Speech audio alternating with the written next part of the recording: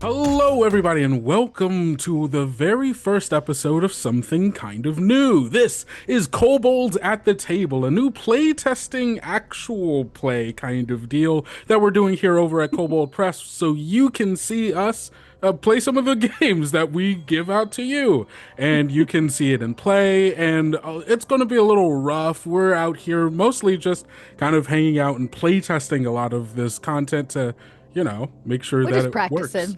Yeah. It's after our Just an bedtime for excuse some to of get us. together with your coworkers. Yeah. And game. Yeah, Yeah, some of you East Coasters, it's tough. Yeah, I promise you this isn't just so we could hang out and play games. This is work yeah, for us. totally. But I will start us off. We're going to introduce ourselves, and then I'm going to hand it off to our wonderful GM today. But hello, everybody. My name is Kendrick or Kendo, whichever you prefer. I am the media production manager here at Kobold Press, and today I am playing Vincent Priory, our shade nemesis fighter. Specifically, I'm the shade of a halfling, so I'm a little short one. And also Scary dead. Aww, But I came back. Dead halfling. That's like the saddest thing. Technically alive now. Technically alive now. Alive again. Alive now. We'll see Alive how again. long. No. We'll see. But I'm going to pass it on off to Trevor. Hello, everybody. I'm Trevor Kidd. I am the community manager at Kobold Press. My pronouns are he, him. My character's name is Natin Vald. He is a warlock. I could maybe give my horrible glasses there. A Hagsworn warlock. And he's also a Hexen. So yeah, that basically just means he's double hagged, right?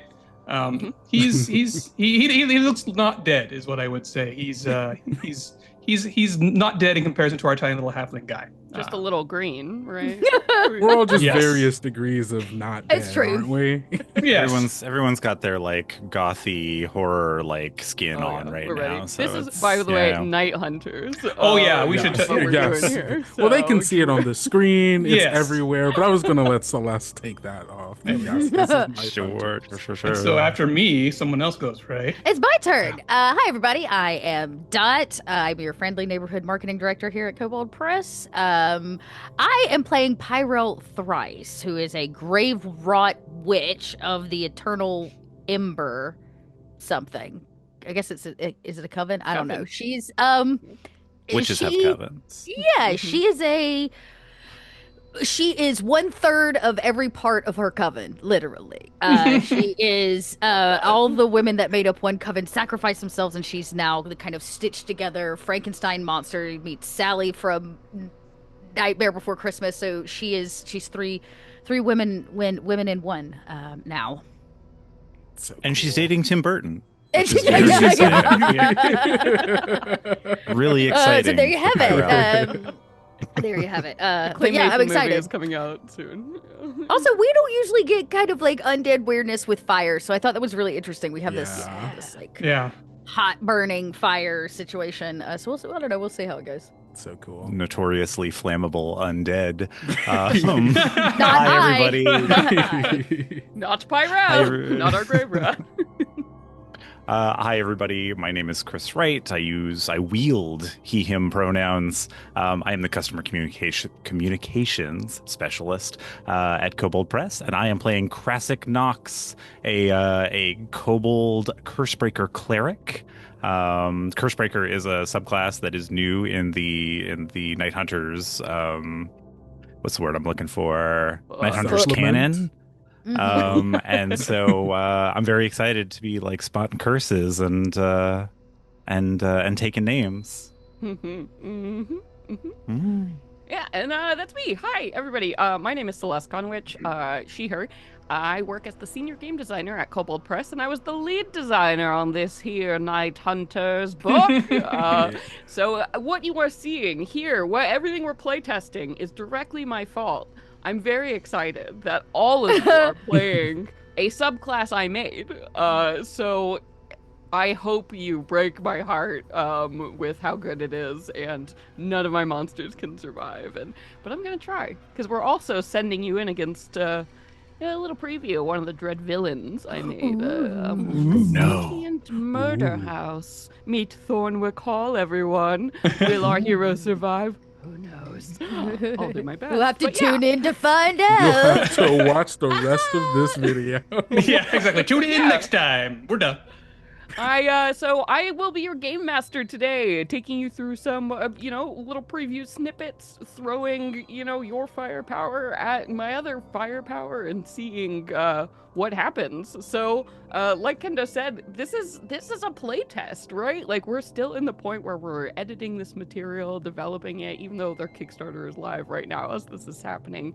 So it's going to be a lot of fun. So please, guys, if you have any questions or concerns or anything that comes up, let's make sure to like say it and put it out there. That's kind of the fun of this. We want to show you the people exactly what it's like being on you've run games, you've been part of games before. We're all just doing that too. But yeah, everybody ready for some spooky, scary fun? Yes. So scary. I'm ready. I don't want to poop myself though. I'm ready. All right. We told you to handle that before we got in the car, Trevor. I was too busy trying to remember all my spells. We We had All the bathroom spells. time already. Not turning back. No turning back. No turning back. I got What a diaper. great- We're fine. No turning back. What a great segue into a horror. What could be more horrific? Oh yeah, I agree with that. All right. So, all of you, I'm leaving it up to you if you all have met before or maybe just are meeting now. Because the situation is, as you are going about your business, you are all together in this black horse-drawn carriage. So all of you are in pretty close proximity. You can hear, the turning of wheels against the rough-hewn paved roads as you're going up here. You can tell that you're going up, heading towards something. But when you, open up the blinds on your windows and peer out, all you see is a thick, silvery bank of mist surrounding you. You're heading up, it's maybe, 10, 11 or so. But since you've arrived in this area, it has been nothing but mist and trees and silence as you get through. And once again, you're feeling that kind of oppressive fog, the atmosphere here. The carriage has already pulled you through the town of Hargrove, which was, the first stop basically to your destination now as you're winding your way up this hill towards Thornwick Hall, this mansion that all of you have heard some things about, and we'll talk a little bit about why each of you are here heading to this place. But yeah, Hargrove was pretty dismal. The people there seemed bleak, all surrounded by this forest woodland that's just full of danger. It's kind of a bummer, honestly, as you've been making your way here. But let's turn the camera sort of inside the cabin here. And as we spin around, each of you has kind of described a little bit about your character. But a little bit more, let's zoom in. What do we see? What are you actively doing in this moment? And then maybe tell us a little bit about what has brought you here today. So let's turn the camera around, starting off with Vincent. You, my friend, what do we see Vincent doing? What's Vincent like? Sort of the monologue, right? The why are you here? Like, this is what we're sort of hearing as the camera pans. I think as our camera turns to see Vincent, they are staring out one of the windows, having kind of positioned themselves against like the side to get a window seat to watch as all of the trees and mist and everything pass by. Swallowed up in the blankets of fog, you can only see like the peaks of these ancient pines, peering out of the mist as you're winding your way up this hill. And as Vincent kind of like eyes are tracing the outline of all of the more ominous features of this place as we get deeper into it, our camera sees this dark-skinned halfling with a completely shaved head and a bushy beard, with the kind of faint outlines of scars from whatever conflicts long past. There is they are wearing a chain shirt with a kind of like cloth like jacket over it, and like big backpack and like equipment. Like they are just kind of stocked for being in this kind of place. Vincent made their way up here, or started making their way up here, because they were hearing that there were these missing people. At first, it was like one person every couple of months, and then now it started to become a bit more frequent. More and more, yeah. People all over the countryside for miles and miles are they're stacking up the missing flyers, on the desks, and something is definitely going on. Yeah, and that kind of story is what has brought Vincent here, seeing these communities kind of just slowly becoming more dreadful, as it's just like these people, they're just going, and whatever lies at the center of this mist is what has brought Vincent here today. And I think why, as they kind of very, not even like tense, more of like, this feels right. It's getting worse. We're getting Done closer. this before, that familiar Exactly. tingle. So, because you were playing a Monster Hunter background. Yes, I'm playing I'm playing the Monster Hunter background. After what Vincent has been through, it is these kinds of places and these kinds of incidents are what draw them Yes. into adventure. So, as Vincent is in their own world, peering off into the distance, who's sitting next to Vincent? What do you? On I this side think of the- I think Krasik is sat next to Vincent. Krasik, unfortunately, is sat in the middle. Is sat in the middle on one side. Krasik is a true scale kobold, so he's like a lot Bigger, burlier beefy and kobold, taller. Think dwarf with scales, like Thick. Two Like C's. a like if Swobold, one could say. yeah, Swobold even like if Danny DeVito played the Dark Urge Incredible. in the film adaptation of that game that we've all been playing. So he's like sandwiched in the middle. He's got his arms kind of like up on either side. He's trying to like be polite and not take up too much space, but she's like, It's oh, small." excuse me, sorry, that's my elbow, sorry. Oh, excuse me, sorry. Krasik is he's wearing like kind of like a heavy almost like a boiler suit, like a jumpsuit, like one piece, like dark fabric, heavy fabric. Utility, Yeah, like a for sure. utility like jumpsuit. And around his neck and in his pockets, you can hear like a kind of jingling. You see that he has like multiple like religious medallions, like of all faiths that you can. Oh, you're like possibly Benny from The imagine. Mummy. Picture Benny in front of Imhotep being like, You're like, maybe this "Oh." one, which Yeah. I love it. one. Okay. So like a Mr. T level of like religious medallions, like Lucky Charms, like rabbit's foots, like whatever you can think of. He's just kind of like wearing bracelets and necklaces and amulets and whatever. And yeah, he has like little black beady eyes, and his scales are kind of like pale like blue green, like a also wearing his like slightly gothy skin, like a dragon that hasn't seen the sun in like a very long time. But yeah, he's just kind of like sat in the middle, like rocking back and forth with the carriage. He's like kind of fingering various medallions with his claws, little clacking up against the medallions, and just trying to avoid like elbowing other people. Excuse me, I'm terribly sorry. Oh my goodness, sorry. Quite a ride. It's very tight in here. It's very tight.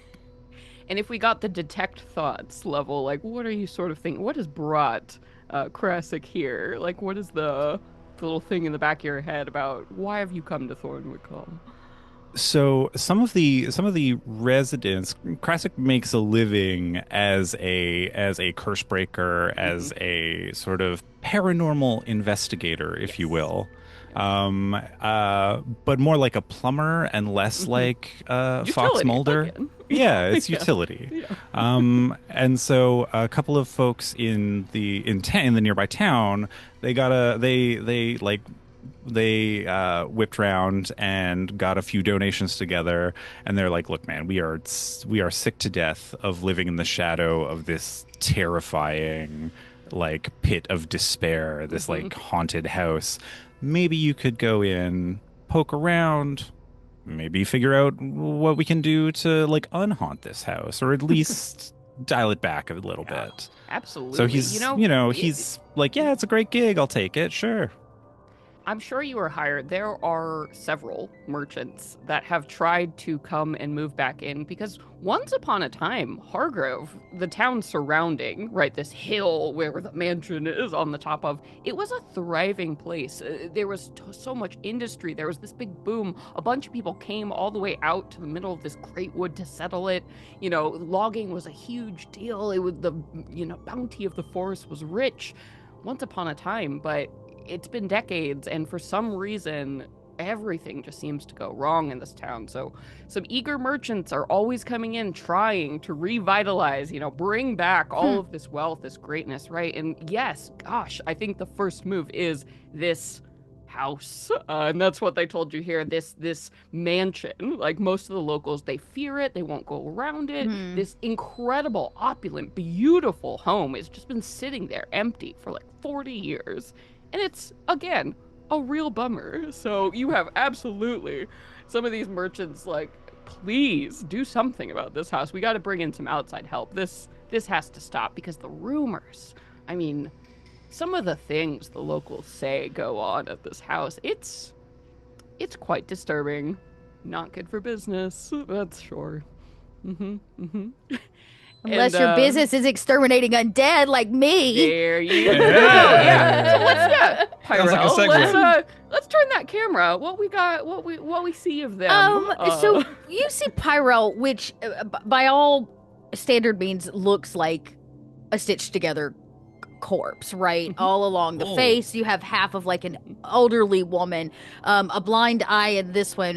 The hands don't match, the length of the arms are different. Her coven was literally the mother, right? The matron, mother, crone kind of trifecta that came into one. So she moves with like great rigor mortis as well. There's kind of this stiffness to the way she moves, which tells you she doesn't fight things the normal way with a sword and steel. In fact, you don't see any weapon on her.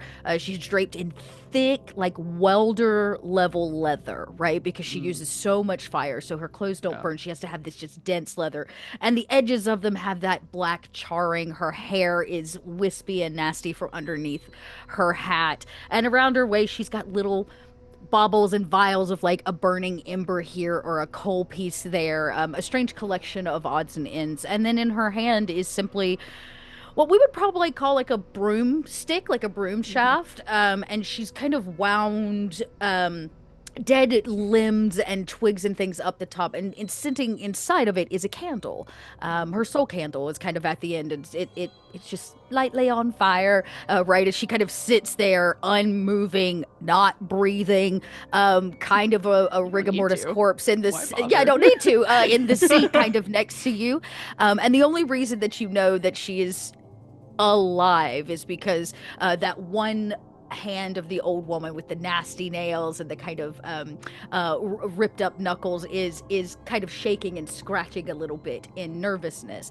I will say Pyrel is not a standard person. She doesn't, or they don't need to eat, drink, worry about family and holidays.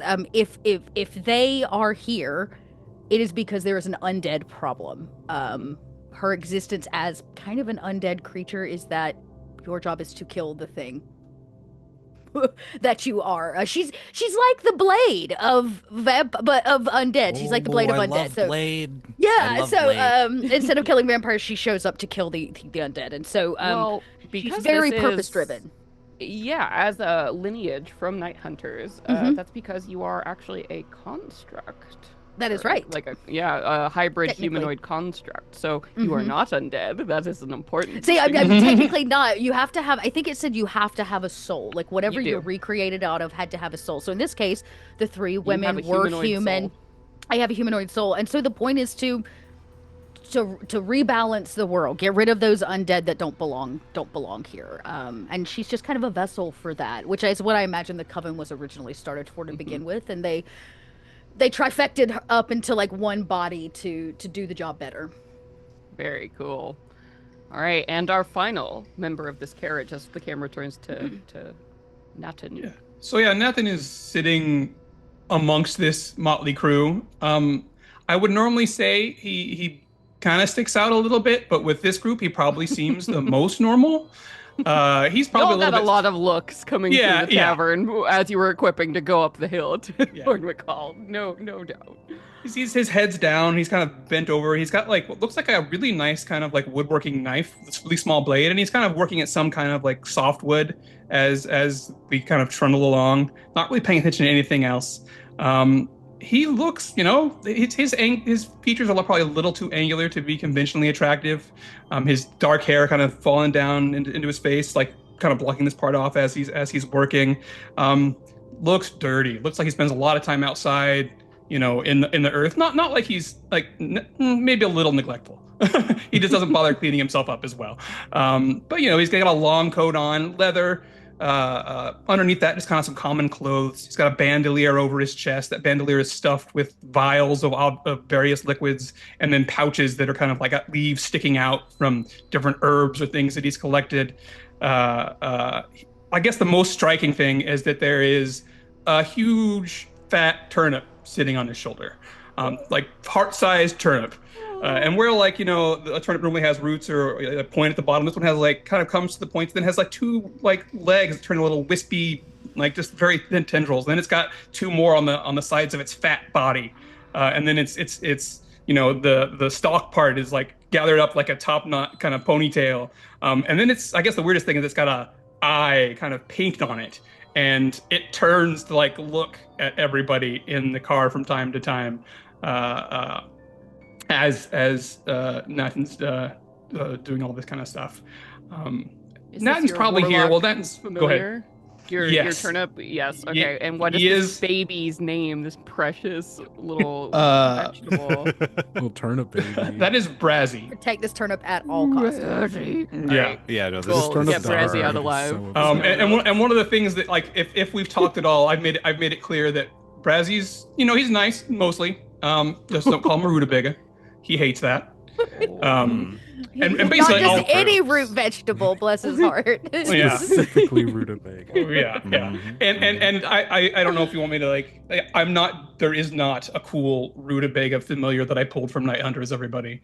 I'm just using Let's bake it for the next book. Imagination. Yes. Now I regret everything, Trevor. I should have put one in there. No.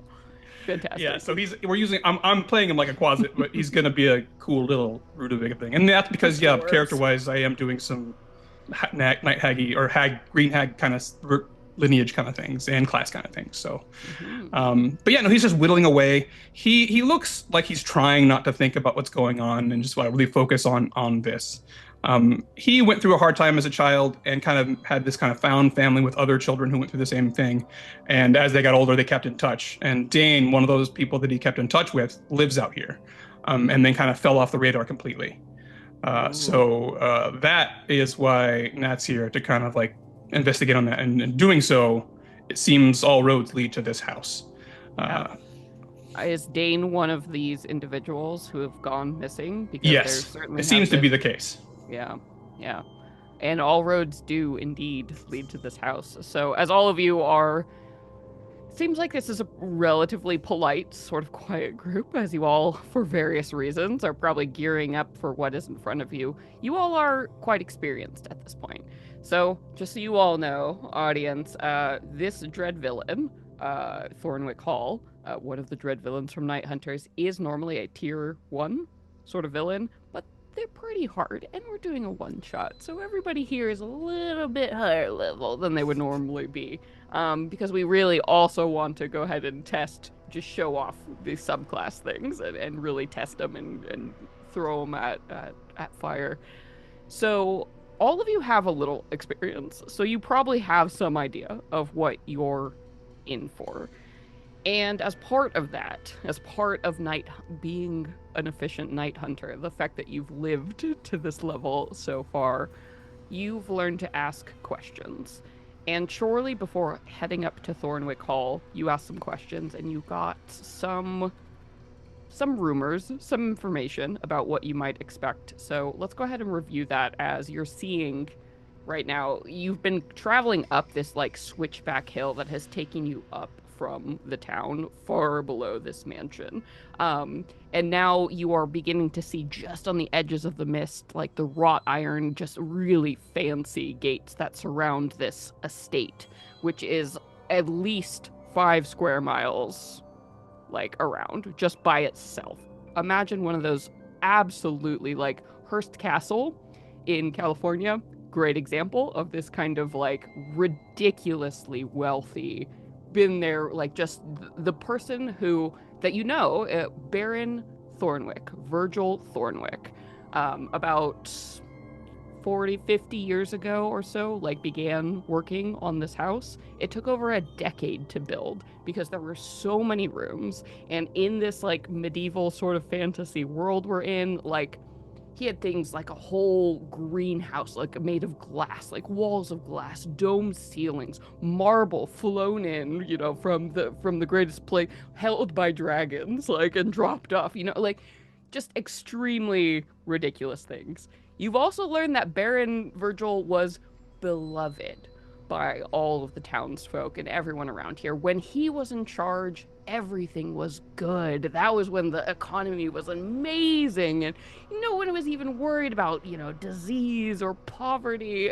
It was a better time. They speak of him with fondness. They also speak of the horrors that came. Like, apparently the building process of the mansion was delayed over and over again by all these strange accidents and disasters, so much so that many of the locals actually believe the land itself on which the mansion is built is cursed because there were so many problems.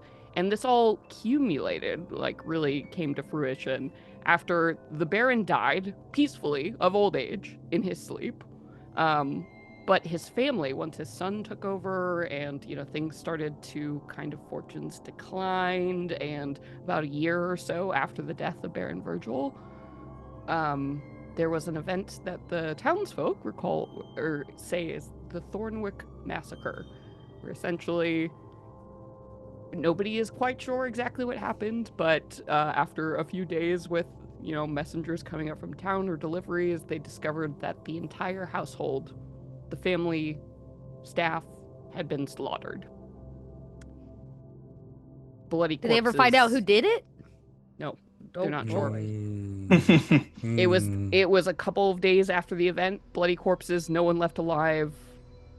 For all intents and purposes, it was just this hideous thing that happened. What a terrible mess. Yeah, and that was about 40 years ago. Ever since then, people have come and tried, distant relatives, like, of the Thornwicks have come trying to reclaim the house. People have tried to settle in there, but it just seems whenever people enter this house, they never seem to come back out. And you heard all kinds of rumors, like the villagers sometimes, in the dead of night, they'll see a woman in white that leads people through the streets by a single candle up to this mansion. So people go missing. Most of the locals, like the people in Hargrove, know to stay far away from that and keep them safe. And, they shutter their windows and doors at night. But people who come in to visit, or people from the surrounding countryside, just time and time again, it's gotten to a place where the villagers, there's not much they can do at this. Mm-hmm. It's this oppressive reality they live with. And kind of speaks to the gloom and the sadness that seems to just overwhelm this area. So as you're coming up to this place, I think there's not a doubt in any of your minds that there is something going on in this house. Ooh, I just got a shiver. Yeah.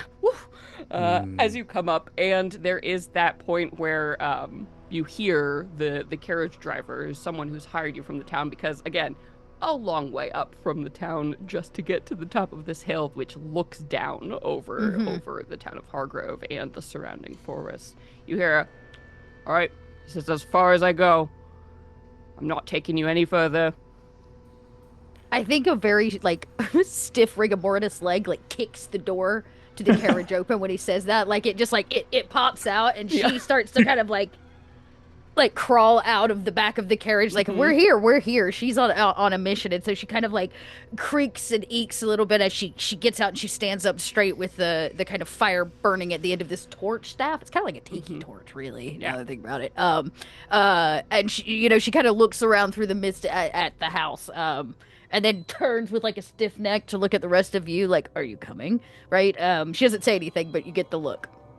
I think pretty much every time Pyrell moves after not moving for a while, Nat just sits there and goes it's enough to pull him out from his thoughts, and he just stares at her for a good long second, and then has to remind himself that no, it's okay. It's okay. She's one of us. It's okay. Yeah. But he kind of tucks he tucks the knife up, gets up kind of as she gets up, and he has looks like he's got 3 of these little small wooden things he's been working on in his hand, and again he gets out and he nods at the man who's not taking them anymore. It's all right, we get it. It's scary, we know. And then kind of expectantly waits for the other guys to get out, and definitely seems like he's anxious to give them something. Yeah. As a question, what are all of your passive insights? 16 for Krasik. 16. Anyone beat a 16? No. 16's pretty good, cleric. I was about to say that is 12. good. 12 here. 12 here as well. How do I find that on this character? 13. So yeah. Okay. Oh, nice. So. Oh no, my passive perception is 16. I'm sorry. Insight. Passive insight. Oh, then I did have it right. 13. I'm sorry. Yeah. So Krasik, you're probably the only one who sort of notices this. As everybody's preparing and going away, this gentleman, this elderly kind of human gentleman who took you up the hill, he says, "This is it. As far as I'm going." There's something odd about him, and you become aware of it as you've been talking with people of Hargrove. But even this guy, as he's looking at the 4 of you, some of the strangest probably people they've ever seen, there is nothing. There is no fear. There is no real suspicion. There's just apathy. It's just it's almost like something has drained just the emotion or capability from this person. Even though he's telling you have to get out here, he's sort of staring at you with this glossy, blank look. He hasn't slept in a long time. There's something off about him. So so Krasik, once everybody kind of piles out of the carriage, Krasik hops down boy, and he goes to there's, I presume, a chest or storage somewhere. Yeah, probably he strapped on reaches the back in with all of your big stuff. Yeah, all of our big stuff. He reaches in and he pulls out a big sturdy, or big for him, sturdy leather shield, and slings that onto his back. And then he pulls out from the storage this kind of it's like a heavy studded club, kind of looks like a baseball bat if we had baseball in this fantasy universe. But it is a mace, but for our purposes it is a studded baseball bat. Cool. And as he kind of checks his medallions, make sure he's everything's, kind of wanders over to the coachman, and I would actually like to take this opportunity to use my Cursebreaker feature, which is Blessed Sight. So as a bonus action, I can expend 1 use of this feature and open my awareness to the presence of malicious magic. Cool. And so as I regard this coachman, I would like to use my Blessed Sight to discern. To discern if he is under the effects. Or if he is under the effects of any hostile magic from a source other than a curse effect. If that makes sense. Yes. So, yes, you can tell that there is something happening to this individual. It is not a curse, as in the sense like not a curse, disease, or hazard. So probably not something you can do something about, but there is something influential, Swaying. environmental. You might even say a regional effect that is currently afflicting this individual. And I knew things the more- were weird here. I knew it. Yeah. I knew it. I felt weird. Yeah, go ahead and make me maybe an Arcana check based on what you're seeing to see if you can make some guesses about what exactly might be happening here. All right, give me a second here to pull up my character sheet. Arcana. Ooh, very nice. All right. First roll of the game, everybody. I believe. First roll of the game. yeah. Here we go. Yeah. I'm going to Let's use do my it. fancy bright blue ToV. Yeah, ToV. Get on it. Woo, the big one. You can go to the Kobold Press store and buy that. Wait, I don't know if you can, but I'm going to say you can. What? That's a 19. A 19. Oh my gosh. That's Yes. great. Okay. Wow. Okay. With your experience, you've broken a lot of curses in your day. You've also run up against a lot of creatures that can do curses, and usually they are a pretty big deal. This kind of like bleed from that kind of magical capability is something you've seen before. Like usually if there's a creature of pretty heavy punching power, like a fae or a demon or a really big deal undead or something, that kind of ooky magic sort of radiates out from them and just affects people by its very presence. So the fact This that is a very Hargrove- evil place.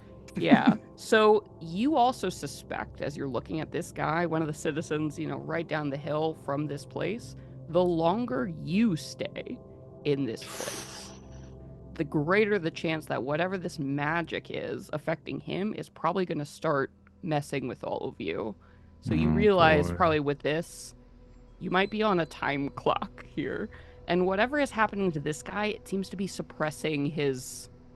Yeah, it's apathy. It's taking away that emotion. It's something is feeding on the psychic energy of these people. Draining him. Okay, interesting. Huh? As he rolls away, or we're getting ready, I turn stiff like and look at the group. And for the first time, you hear words kind of uttered from their mouth, and they say, "We will fly now." And I turn and I take this fire staff thing I've got and I flip it underneath, and I'm gonna take flight and just scout the landscape of the property, right? Very From cool. the air, and like how many levels? Is there a garden in the back? Love this. I'm gonna go Yes. fly it, and I leave a little fire like behind me because it's like out the end, Oh man. So This yeah, is one of your witch implements, right? Night it is Flare? one of my witch. It's called Knight's Journey, and I gain the flying speed for the duration. So this, I don't have a broom, but I do have this extended tiki torch type thing that I'm gonna ride around on. Very cool. By the way, Chris, take a luck for that very cool idea and very good. So take a luck.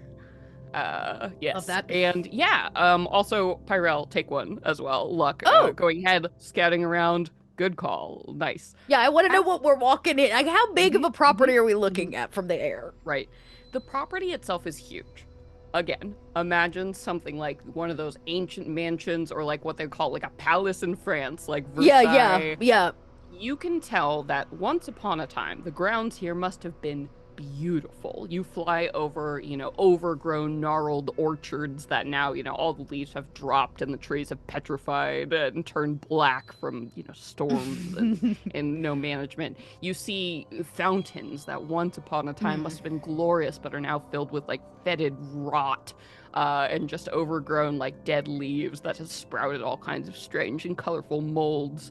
You see walkways, an overgrown hedge maze. Like in its heyday, this place was incredible. And then there's the house itself, which just stands like a monument to a bygone era of wealth and opulence. But now decay has fallen upon it. You can see, shingles are falling off of the roof, gilded like gold that used to paint the various ornaments is peeling and rotting away. If I You can- dare stop long enough to like peer in a window of the Sure. house, do I see anything? Anything? As you look inside, you see that most of the curtains on the inside are heavy, thick velvet Oh, curtains okay. have been drawn, preventing So you no- from no seeing peepings. much. Okay. From All what's right, no going on. peepings. That's fine. Curtains Um, burn nice, though. I make note of that. Oh yeah, oh yeah.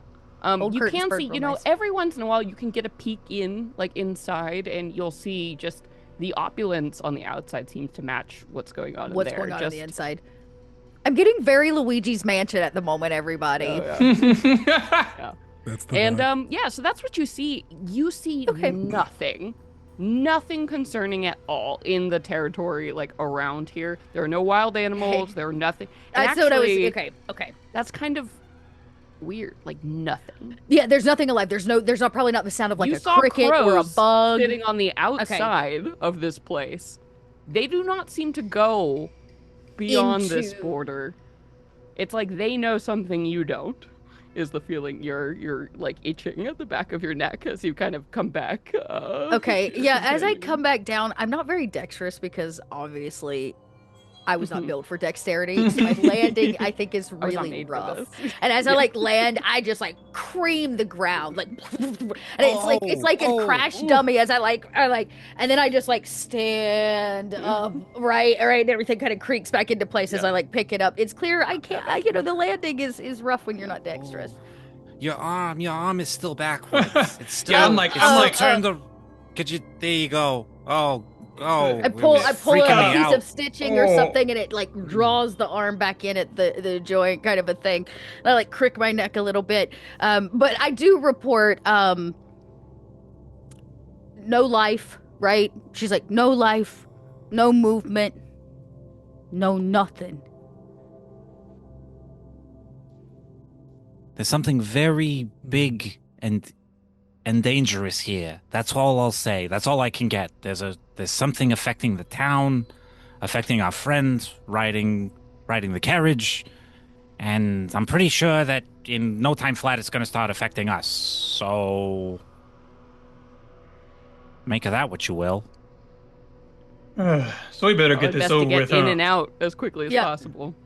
Like he looks at these things in his hands, like, "Oh right, I need to do this now." Then, hey, and he actually approaches Pyrell and he hands her this little wooden bit, and it looks like as he hands it to you, Pyrell, it looks like this kind of like finely carved little flame effigy, and it's like, "This will help protect you a little bit. It also gave me some cool things we can do once we get in there, but trust me, it'll be good." And he hands you that, and then he walks over to Krasik and he's like, "Here, one for you too, buddy." And it looks like a little. It looks kind of like it's carved like a holy symbol, and a little spot like a necklace, a chain can be put up on the top, and it looks kind of like a dragon's head. And then he walks over to Vincent and he goes, the little guy likes you, so he hands you this one that looks like a representation of his turnip guy. It's like a smaller version of it. It's like, yeah, just hold on to these while we're in there, and maybe it'll help.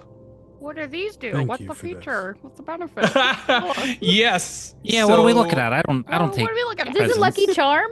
Yeah, exactly. These are lucky charms. No, these are. Let me find the exact wording. I So think don't- it's the hexen.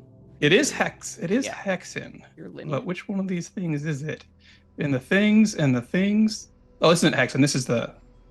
Oh, the hex sworn or the hag sworn This is the hag sworn warlock. stuff, yeah. A subclass. Okay. Yeah. Sorry, I doubled up on hag. So I got hags all No the way need down. to apologize here. And, as a Kana witch, always here. A hag squared. Nice. Hag squared indeed. I have the feature on this lovely character sheet that you also made. I came to find out today.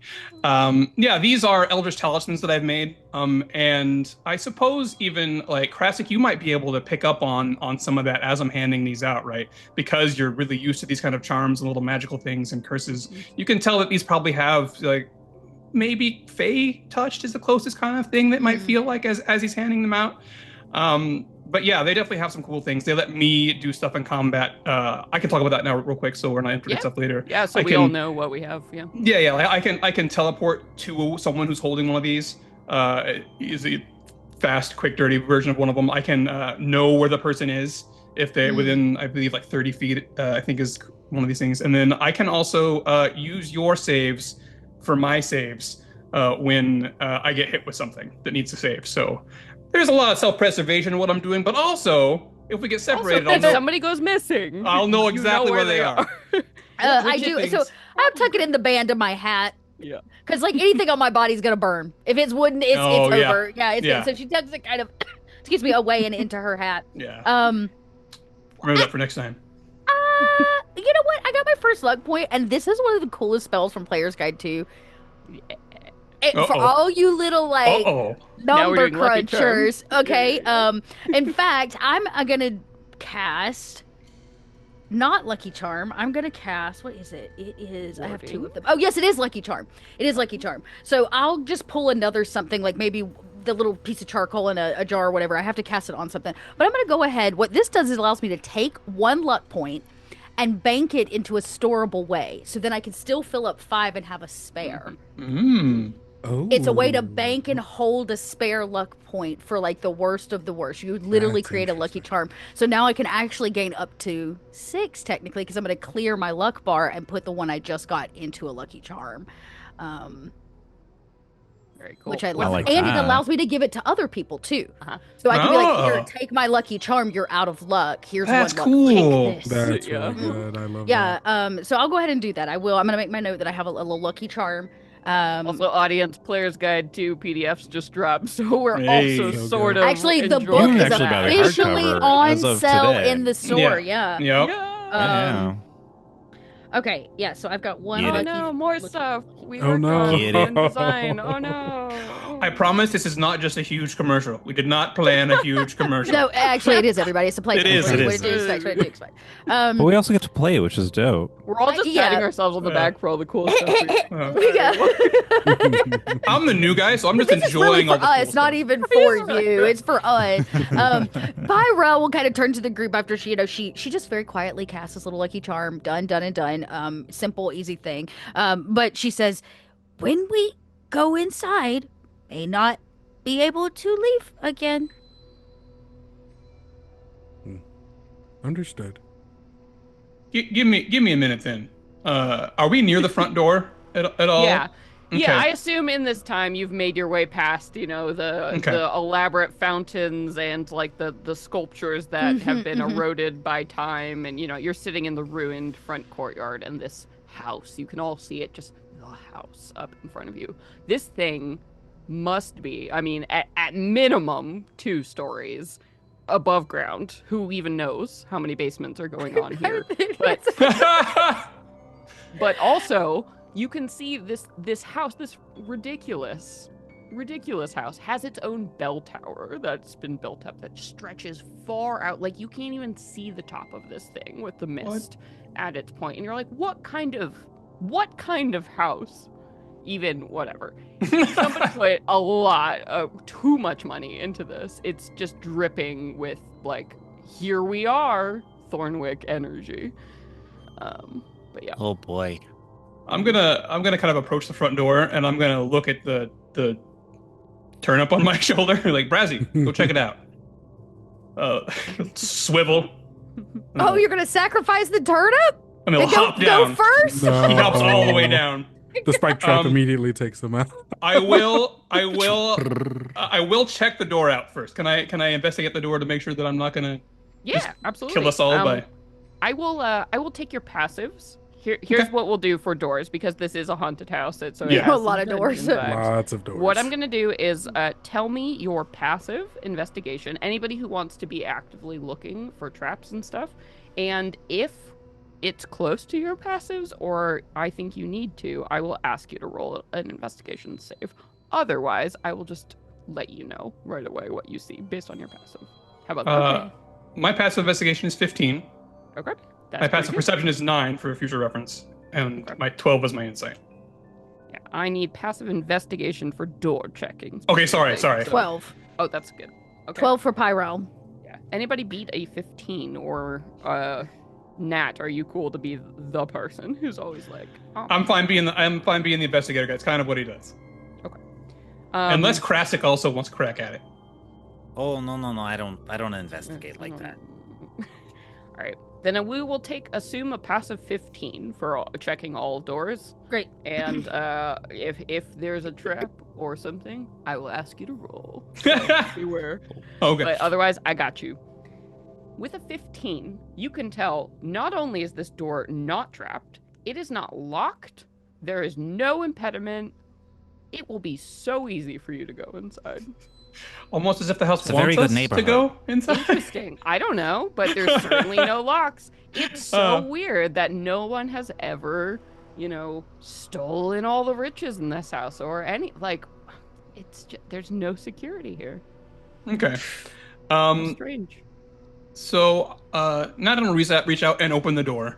Kind of push it open a little bit. Pull the pull them open. ridiculously heavy knockers. As you do, it's like the brass, cast iron, these like ridiculous, probably weigh 15 pounds each by themselves. Double doors, finest oak ever made. Now the paint is rotting and peeling. But you can see that each of them are these twisting serpents, sort of eating their own tails. It's very strange. Y'all, this gives me Dr. Jekyll and Mr. Hyde from Pagemaster. Yeah. Yeah. Ouroboros, if none of you are familiar, motif. Well, I'm glad I'm not going in first then. Still. Tug them. They're so big. Yeah. Pull them, and I'm not the strongest person in the world. I got a 10, so I just I'm spending my time getting these doors open. And I was like, let me go first, and all of a sudden I'm like, you're like, this is fine. Like, you can do it. It just seems excessive, you know? Like, they had to have 2 servants stand here, one on each door to push these To just be like, I'm also door. not a door opener. Like, my strength is absolutely +0. So I'm still struggling getting my body up the stairs while somebody else figures out how to get the door. I'm like, one leg at a time, like, trying to get up the stairs. After we do that, I kind of do this to the little turn up. He hops down, he walks a little bit forward, he turns around, and then he raises his little bent, wispy arms and kind of does this.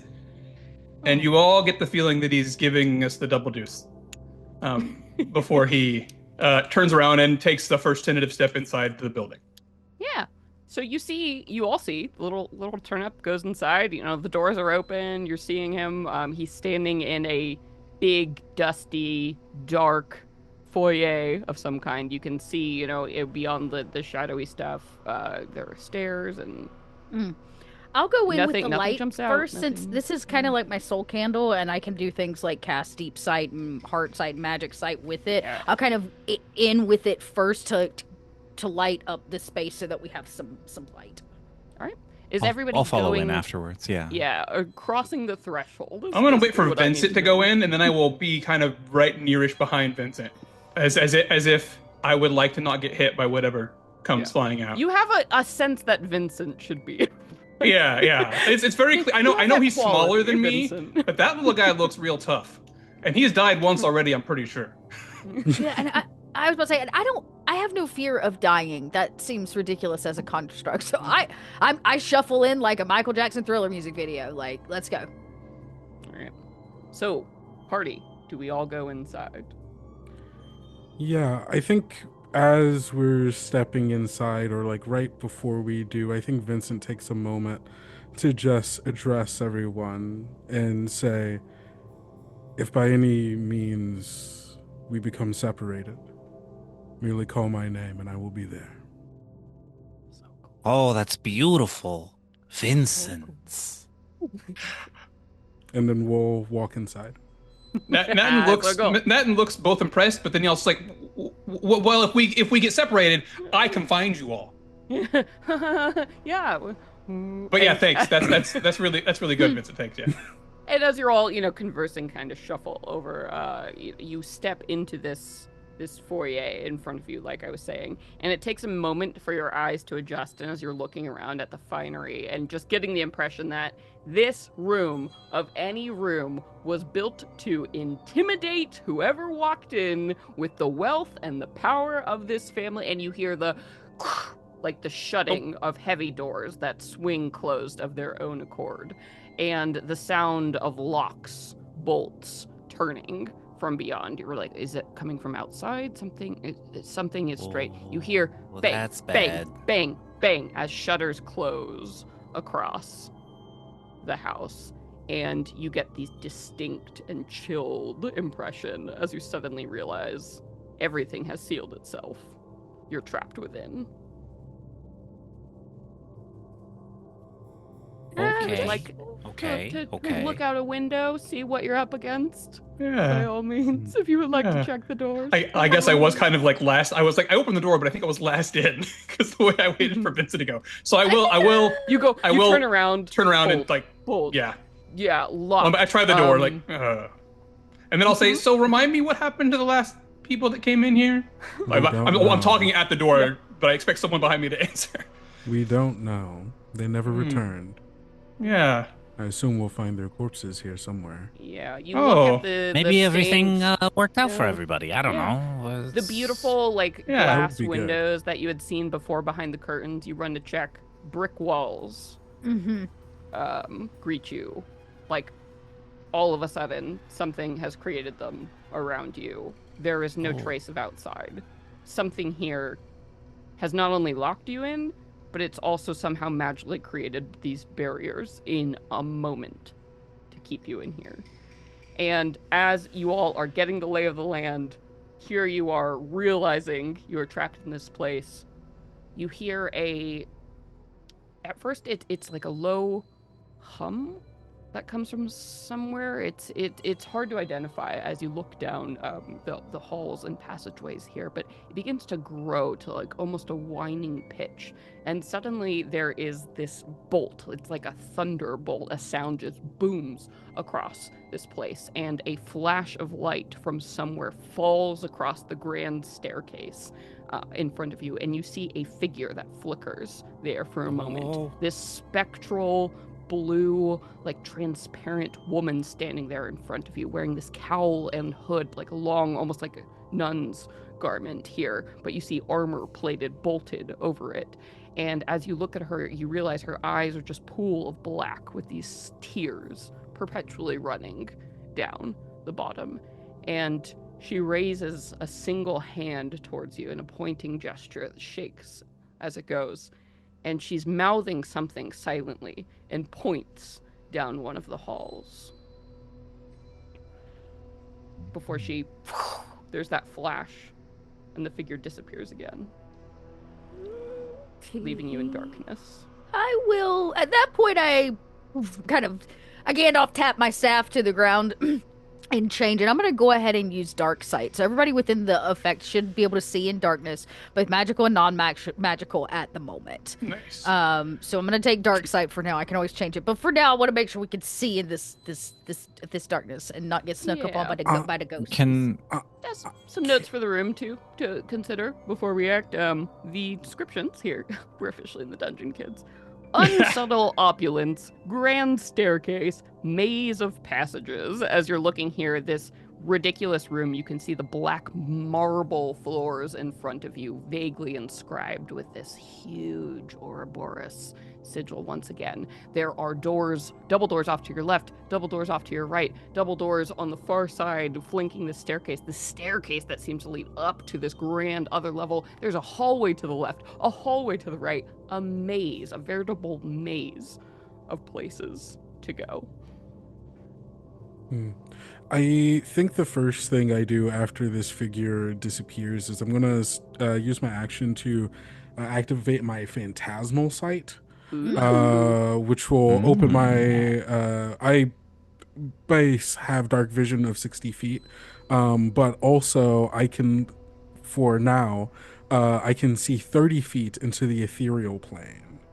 Nice. Cool. And I'm Cool. interested if this figure actually disappeared or just dipped into the ethereal plane. I love this. This is great.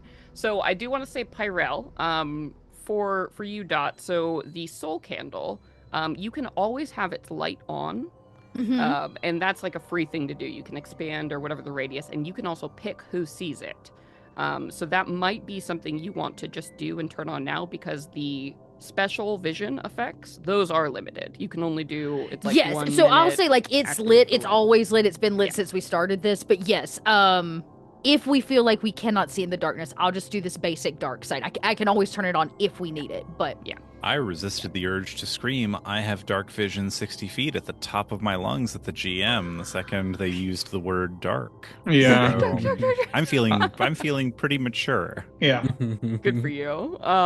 all of you, though, at this point, I would like to offer you something new here.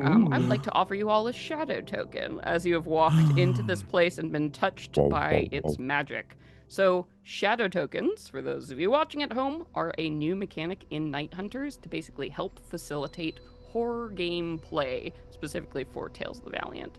So there are a few ways you can earn shadow tokens if you're using the system, and then there are a few general ways you can spend those shadow tokens. So all of you have the shadow token rules in front of you, so I'll go around and ask you all to tell me about how you can spend them. But for the GM side, basically, I can award them whenever I want, whenever I feel people are indulging in horror tropes or leaning into it. Some suggestions in Night Hunters are like, wow, somebody, chose to do something suboptimal, like go alone down to the basement or, read the Latin on the book, these kind of things. And it sort of helps you all get into the vibe of horror. Or if a character chooses to intentionally fail a save because of the influence of evil or whatever it may be. But I can also just, hey, congrats, you made it over the threshold. Have a shadow token. I can also offer them to you as a bargain. Will you do this? Anyone here take a shadow token? Willing to have a weird moment? But why don't you all tell me a little bit about how you can spend some shadow tokens generally, and then we can talk about specific ways this dread villain also lets you spend them. Well, go ahead, Kendo. No, you can go. So fine. I know you can do them to re-roll, like you can with some other stuff. We've got single attack roll saves or ability checks, right? Yep. Yeah. So they're sort of a little bit more potent than a normal luck. Yes. Yeah. Important to keep in mind. You can spend a shadow token when you hit to deal an additional die of damage. You can buy an extra hit die with a shadow token during a short rest. You can spend a shadow token instead of a hit die. And then you can spend 3 tokens to force the GM to re-roll any attack roll, save, or ability check. The GM, love that. Yes.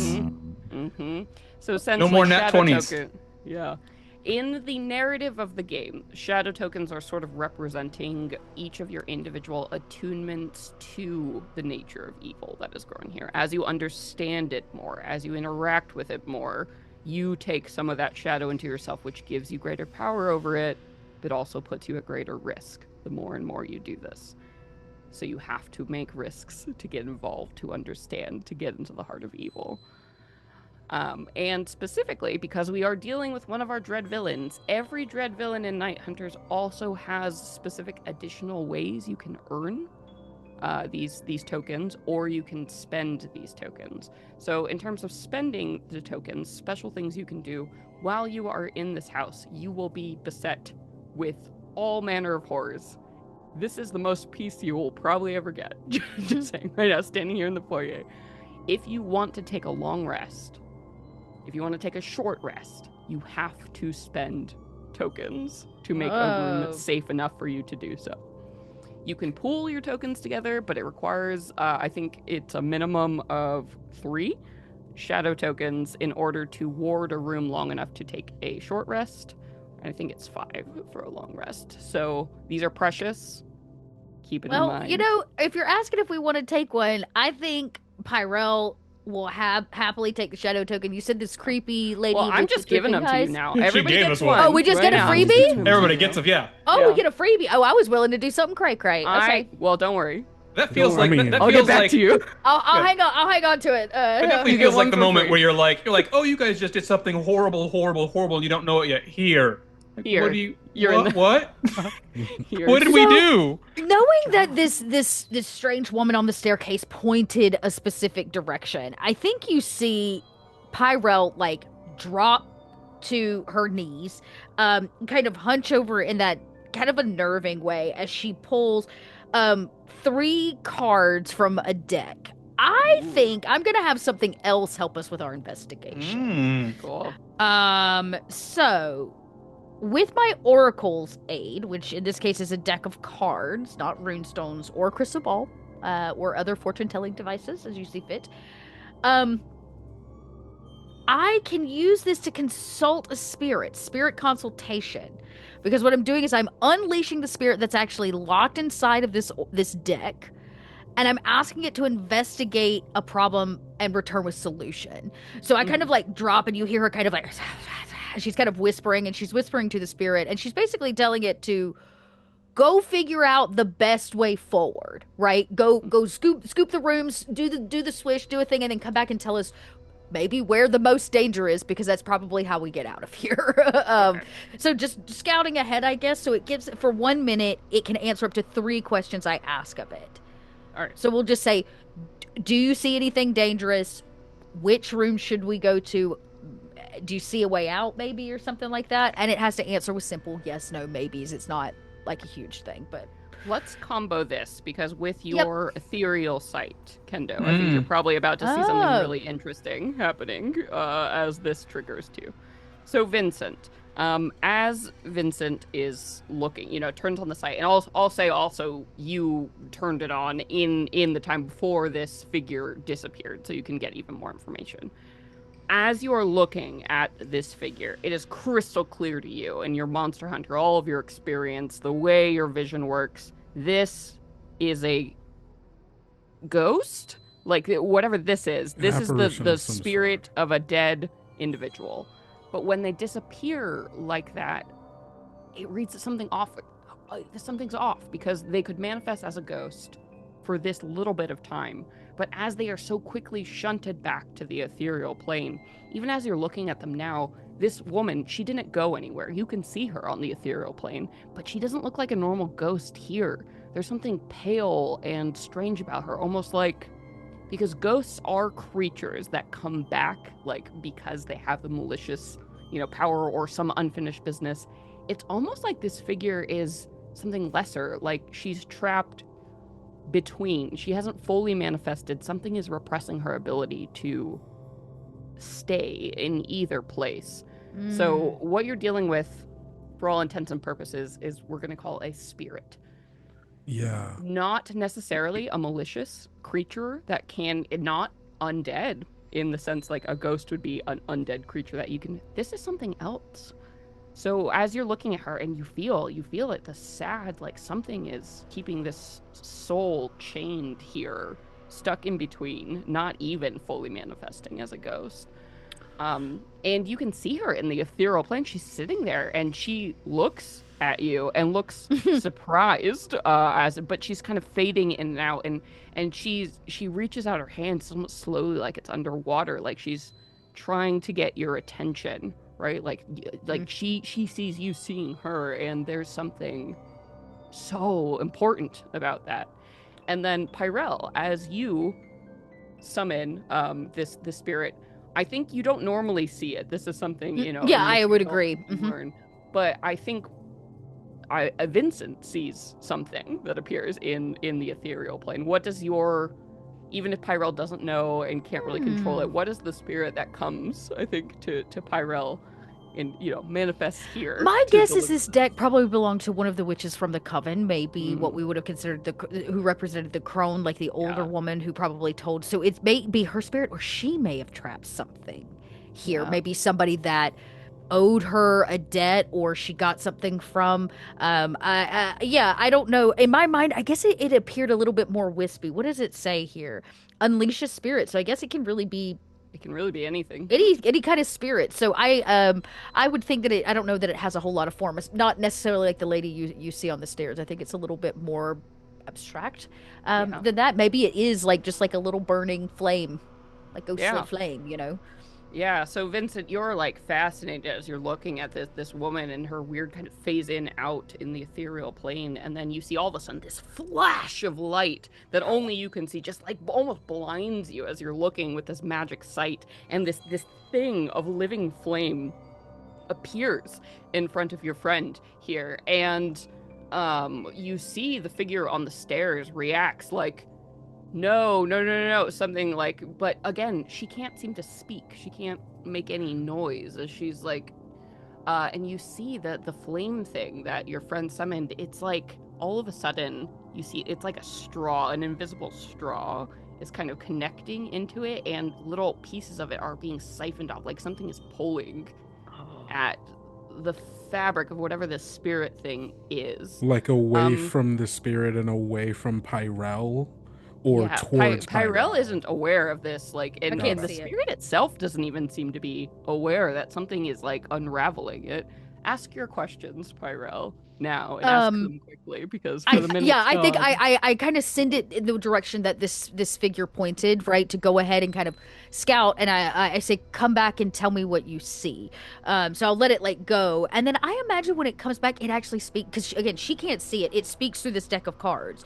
So it's one of those, like, she probably tosses the deck, and whatever card comes out, the answer is a yes, a no, a maybe, right? And the spirit speaks back to her to try to answer in that kind of way. So she's not going to hear it speak.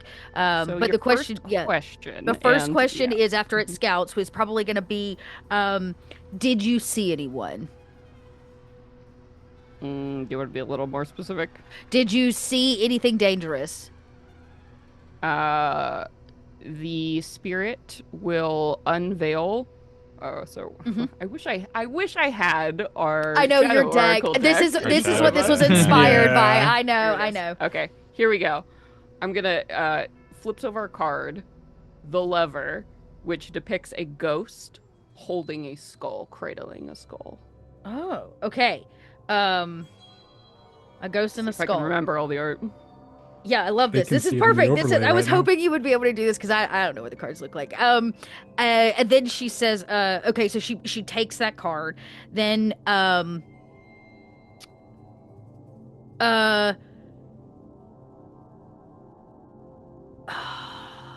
don't know. So I kind of turn to the group and I hold up the lover card to show them, like, look, I found out information, whether they understand or not. And then I think I'll say, was there anyone in there? Was there anything dangerous? Was there anything? Is there a trap? Okay. Yeah. Okay. So you would see flips over the death card. Right. On it. So a figure on a black horse, an armored, malicious-looking figure that could do some serious harm. It's okay, guys. It just means change. It's fine. Yeah. We're good. Yeah. I bend over to loudly whisper to Brezzy. They just saved your life. Because so it says that they can confirm the name of the of the creature, but not tell you that, like, it's secretly a doppelganger. So they could confirm, was it Baron Thornwick? Okay. You would see a card. It's probably like one of the suit cards that you would recognize as a no. Okay.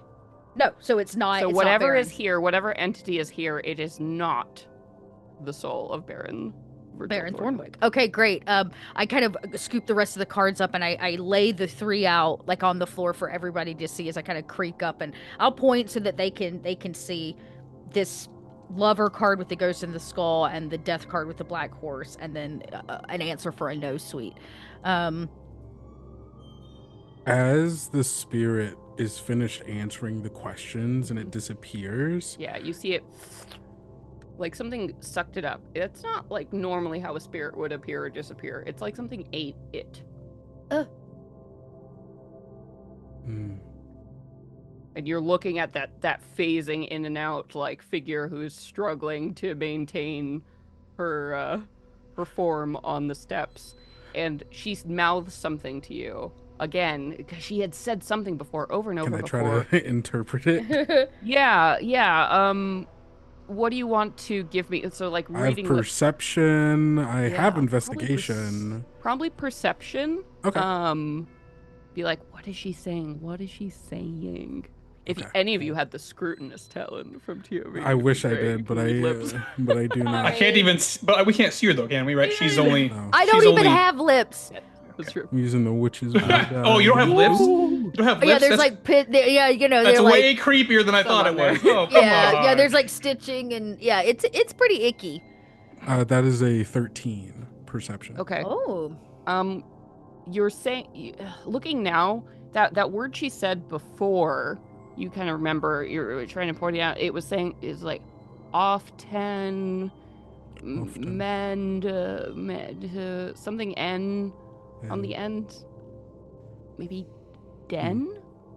Just start mouthing it out, Vincent. Just start saying random syllables, but just don't say the horrible spell. Yeah. And then you do recognize this last part because she's saying it over and over. I'm sorry. I'm sorry. I'm sorry, as she fades into nothing, seemingly no longer even to maintain a shape here in the ethereal plane. Up the grand steps, because like she was like standing or sitting like along the steps going upwards, right? Yeah. This is a big mansion. Is this the kind of when she was pointing? She was pointing down the hall to the west. That was pretty clear to all of you. Right. Yeah. But where she's sitting, up on the stairs, I imagine, is this the kind of family that would be vain enough to have a large family portrait of themselves? You were thinking the same thing I was, kiddo. You know what? I'm going to say yes, but it's not in this room. But because that's such a good thing, if you look off to the east, you can kind of see through that set of double doors. I'm going to say they're open a little bit. And you can see sort of like a dining room situation and some kind of without a word, words. Oh, yeah. You all see Vincent look from the stairs down towards this area where it seems like there might be more things, and they just start walking. I am following that guy. Where? Hey, where are they going? Hello? I need to verify something. Oh, okay. Well, that explains everything. Listen, this room had a ghost in it. That one, maybe no ghost. I'm going to follow Vincent. I'll just follow behind them. Less of a ghost. Hey, hello. I am going to share with you guys the ground floor map. Promise you'll use this responsibly because we haven't made the player-only facing version of this yet, but I clipped it so it only has the We'll be responsible. We're good. It's also the ground floor, so the most innocent floor, obviously. I'm literally about to ask you what the most dangerous thing I can do is, Celeste. So here you go. I'm fine. Right, I'm fine knowing. In our Slack, and I'm gonna put it. Okay, yeah, that's better. Yeah. If you could put it in Slack, so I don't have to change the Zoom. Yeah. I put it in Slack and Zoom, so So right now, you guys, if you're looking at the map, you entered on the southernmost doors in 1. And the ghost appeared on those grand stairs that would move up. But 2 is the floor level, so the stairs would move up to something you can't see. You saw, I'm giving you the freebie hint. If you want to walk into 8, I kept the doors open. That's where I'm walking. Real good idea. That's the room with the painting. Yeah, I think you've done horror before, my friend. I'm a few steps behind Vincent. Hey, hello. Where are you going? I'm gonna do a thing that's probably very common for Nat, and he stops and finally realizes that there's this big, same symbol on the ground as was on the door, and he just stops and like kneels down to look at it and lets everybody pass him into the room, and he kind of gets distracted. He gets distracted by this thing, and he's like, "Oh, what's this? I didn't even notice." And he sits down, he starts looking at it, starts like looking at the intricacies of it. So he'll probably be left alone. I was about to say, actually, Pyrell would also not go into the room. Pyrell's going to finish. Well, if nothing else, you'll see Pyrell leave the 3 cards, right? We leave the cards laying where we play them, and she kind of draws a circle in the dust on the ground around it, like a little bit of a protection circle. And she might waddle behind you guys, but she's not necessarily in a hurry. So you might still end up by yourself there, Nat. Yeah. But Brazzy is still following Vincent. One note, I will say, the ghost clearly pointed down hallway 11.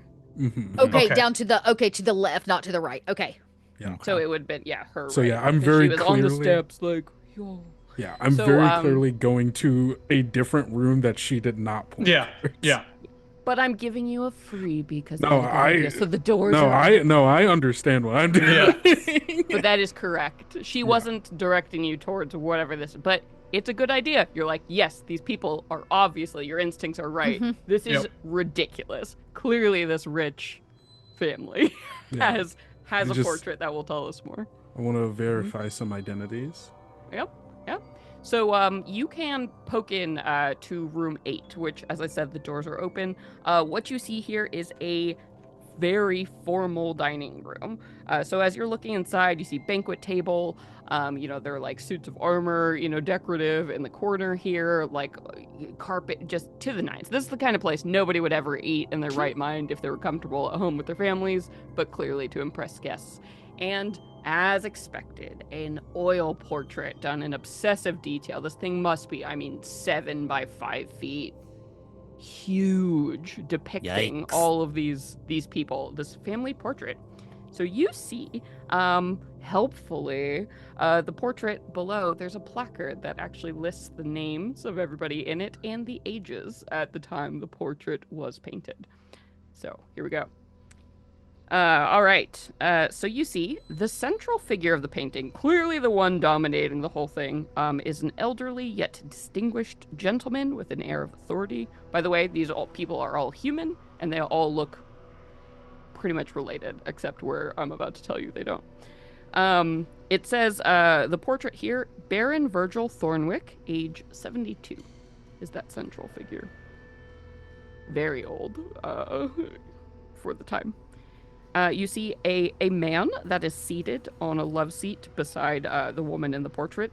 He is holding the hand of a little girl standing beside him.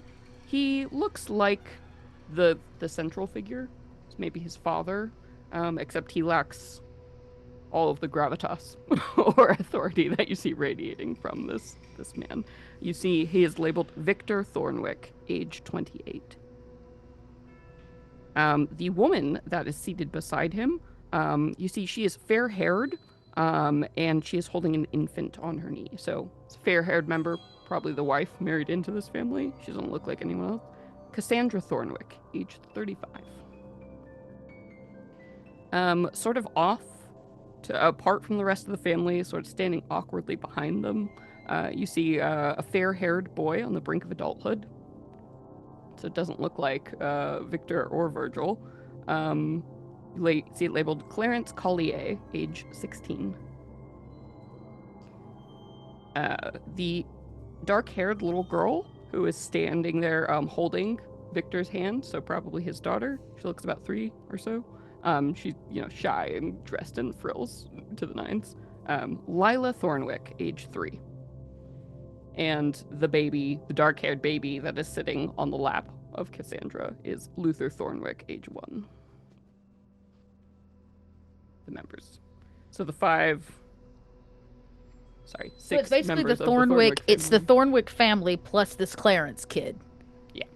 Who looks a lot like the woman in the portrait, but not like any of the men in the portrait. So he might have been... Oh, so maybe her first child by a different marriage or something? Yes, Okay, interesting. that's what you would guess.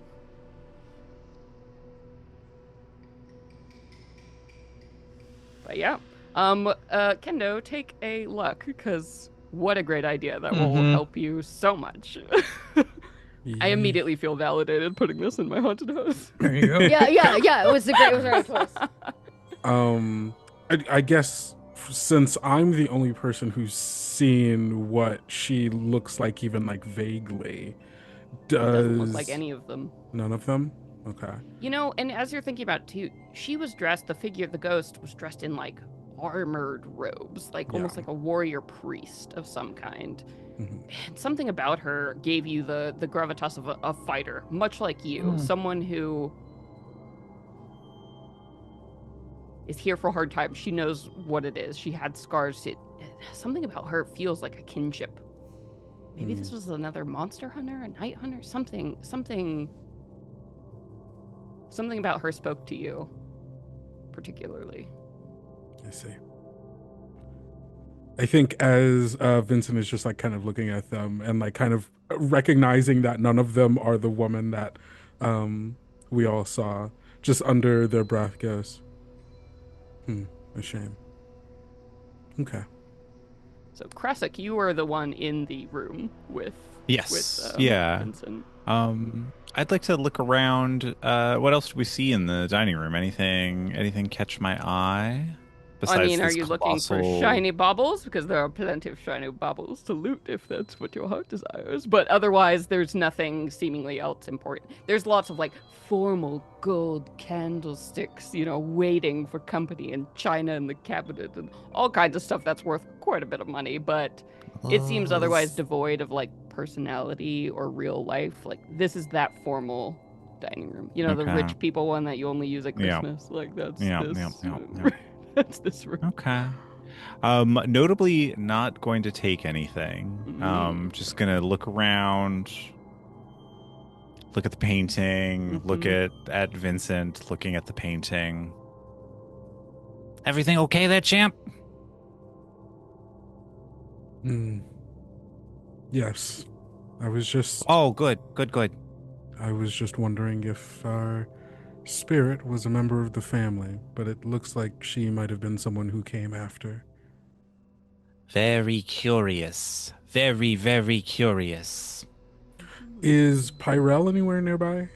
I guess. I'm still standing. I'm standing out here in a rigor mortis state, staring down at these cards on the ground in a kind of unnatural way. I'm trying to interpret them, maybe. Yeah, both Pyrell and Natin, you have been in this room, and you know, it actually seems pretty innocuous. Nothing has come for you. Nothing creepy other than the general vibe of this Other than the creaking of Pyrell's neck as she tries to interpret these cards. I will say, sort of this.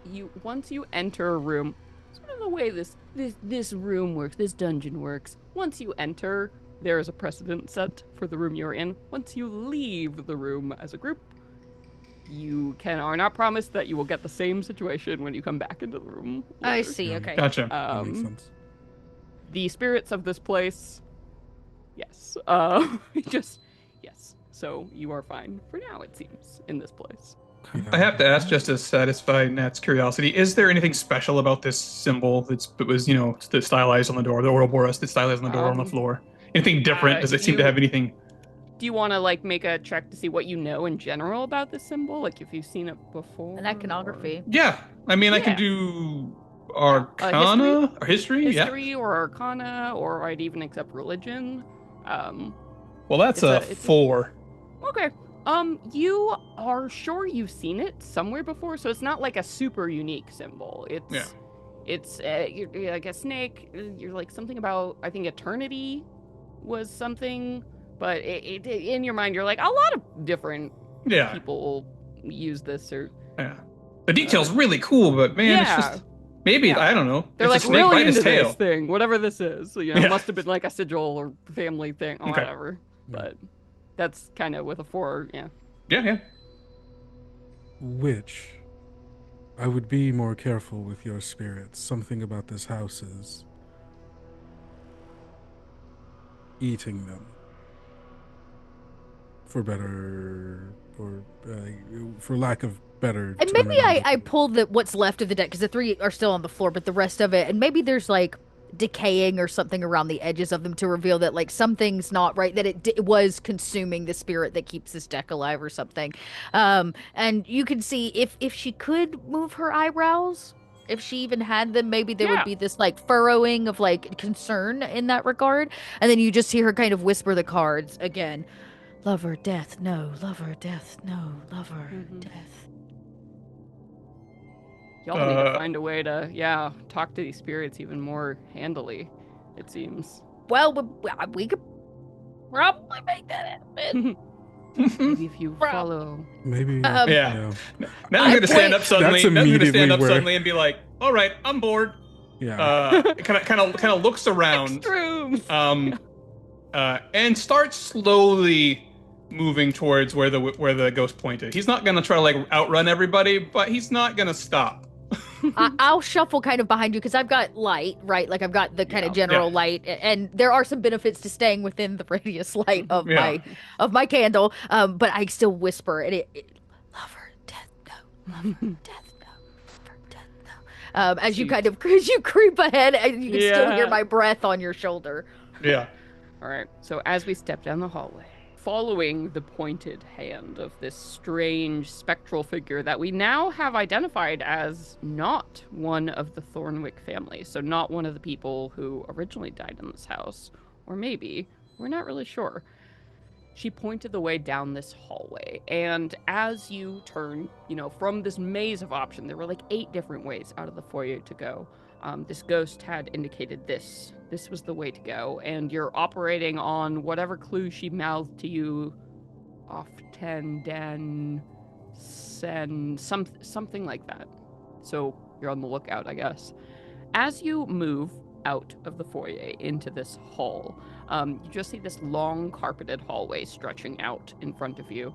You can see that, there are like little oil lamps that have been secured to the walls. Obviously, they have long since run out and there is no oil left to burn here, but this would have been really nice. Yeah, ahead of time, like indoor lighting all throughout this house, at the time, which is a big symbol of wealth. You can see as you're passing down, the plush carpet below your feet is this like beautiful crimson woven, like red pattern. I grew up in a sod hut. Yeah. This is wild. This is wild. This is unbelievable. Unbelievable. You see a door off to the left. You see doors off to the right. You see the hallway continues down. It loops around. There's all these ways to go. And as you're traveling down this long hallway, I would like to invite one of you, if you are willing, to receive a shadow token to be the target of a haunting. All right, Trevor. So the hand go up. I like having bad things happen to Trevor does. Losing is fun. Yeah. It's a thing that I want people to know more often. It's like, man, failing is great.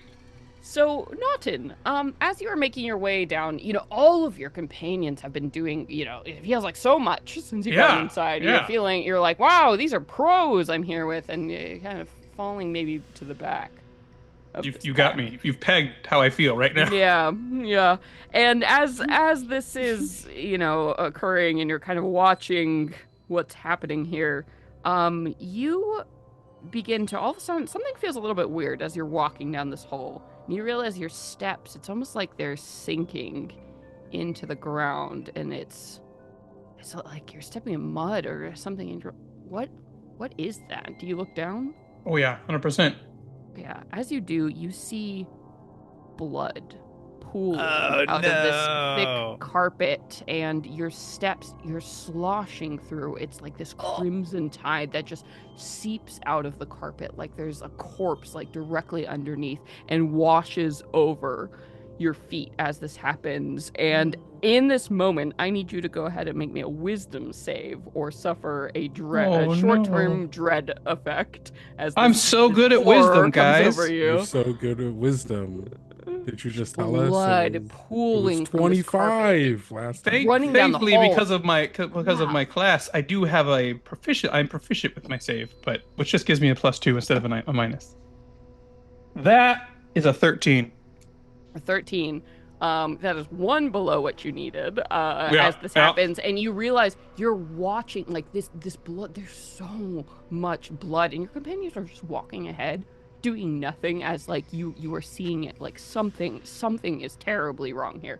You're going to be afflicted with a short-term dread effect. So go ahead and roll me a D100, please. So those 2 D10s. Let me know what you get. 50. Straight 50. Okay. So good news, short-term dread effect. So it's really only going to last for like a minute. Really debilitating in combat, but not, terribly mechanically debilitating now, but probably pretty upsetting. So short dread Just a little upsetting. So what I'm hearing is, Just upsetting. we should run immediately into combat. So the effect, the creature retreats into its mind and becomes paralyzed. Oh no. This ends early if you take any damage, but all of you are moving ahead as like you can't believe it's so much blood. Can I had to die to get this blood? Like where's it coming from? It's just keeping you captured. Can I like utter something like as I'm realizing this and everybody's passing me and I'm just like terrified? Can I be like, oh, not again? And like that's very quiet. It's like it's very whispered. I don't even know if anybody hears it. It's like, and I'm sure I look terrified, like as I'm just staring down on the ground.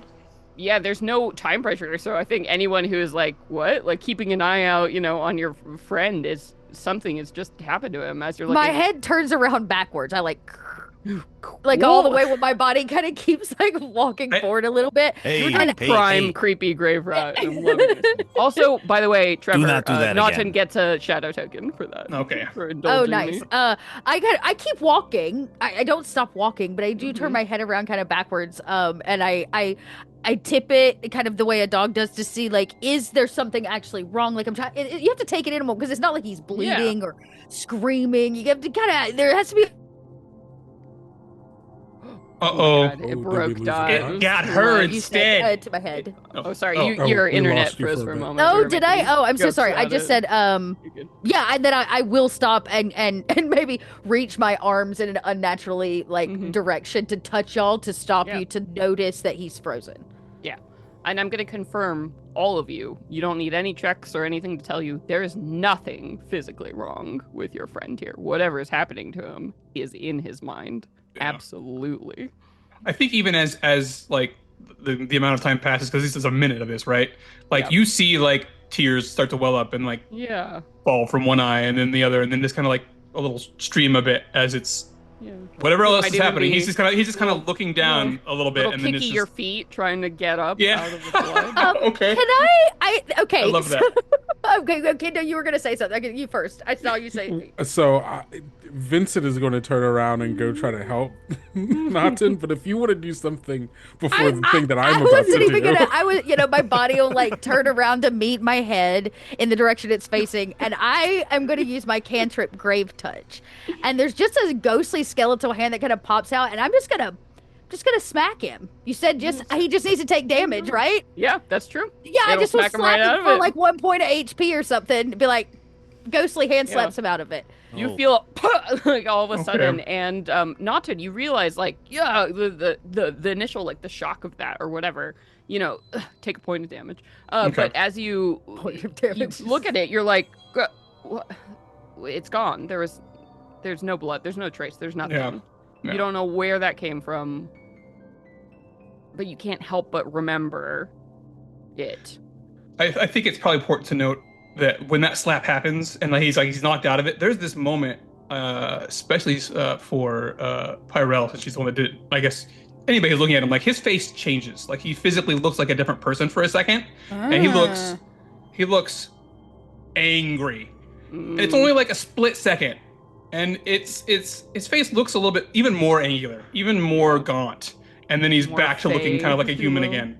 And then he's like, what?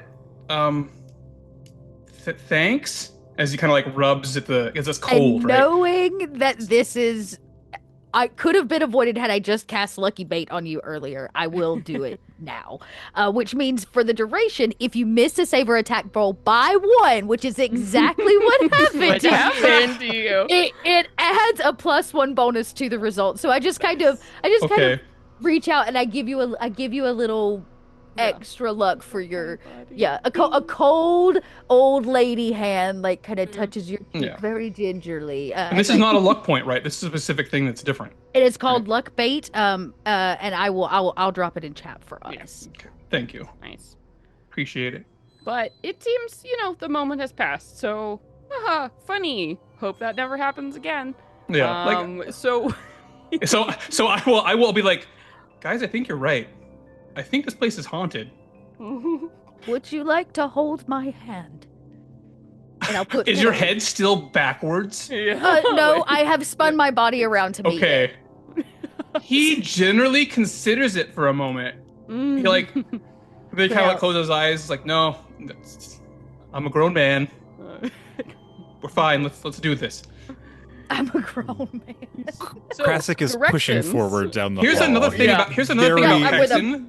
Is that I want to kind of bring up. Very upset by Yeah. Pyrell's This is a lot. So we now have to decide is on very the good. direction to go. Yes. Yeah. So if you are looking at the map, again, we're in hallway 11. So for the audience at home, basically our characters can go left down into 10, right into 13, or you can continue down this curvy hallway. It looks like there are 2 other doors that might lead off. What if we each open a door at the same time? That will be terrible for you. Just kidding. Oh, will it? She was pointing down the hallway. I'm getting a sense that would be terrible for us. I think we should keep going down the hallway. I will say entering or exiting rooms is a big trigger here. But what if we just open the door from the that hallway? will count as entering, and I will Okay. do all of my triggers. Okay. This is the one time I'll say it, because boy, would that be hilarious for me. But I think my one warning. I think once more, without really words or any kind of communication, Vincent walks straight ahead towards the door, roughly straight ahead of us, towards the end of the hallway at 12. And I think actually does kind of seeing, I think all of us kind of pulling around the doors towards 11 and 10. We'll see and say, you all check these and I will check the other, and just goes towards 12. Right. What's the order we want to open these in if we're doing this? I'm gonna take 10.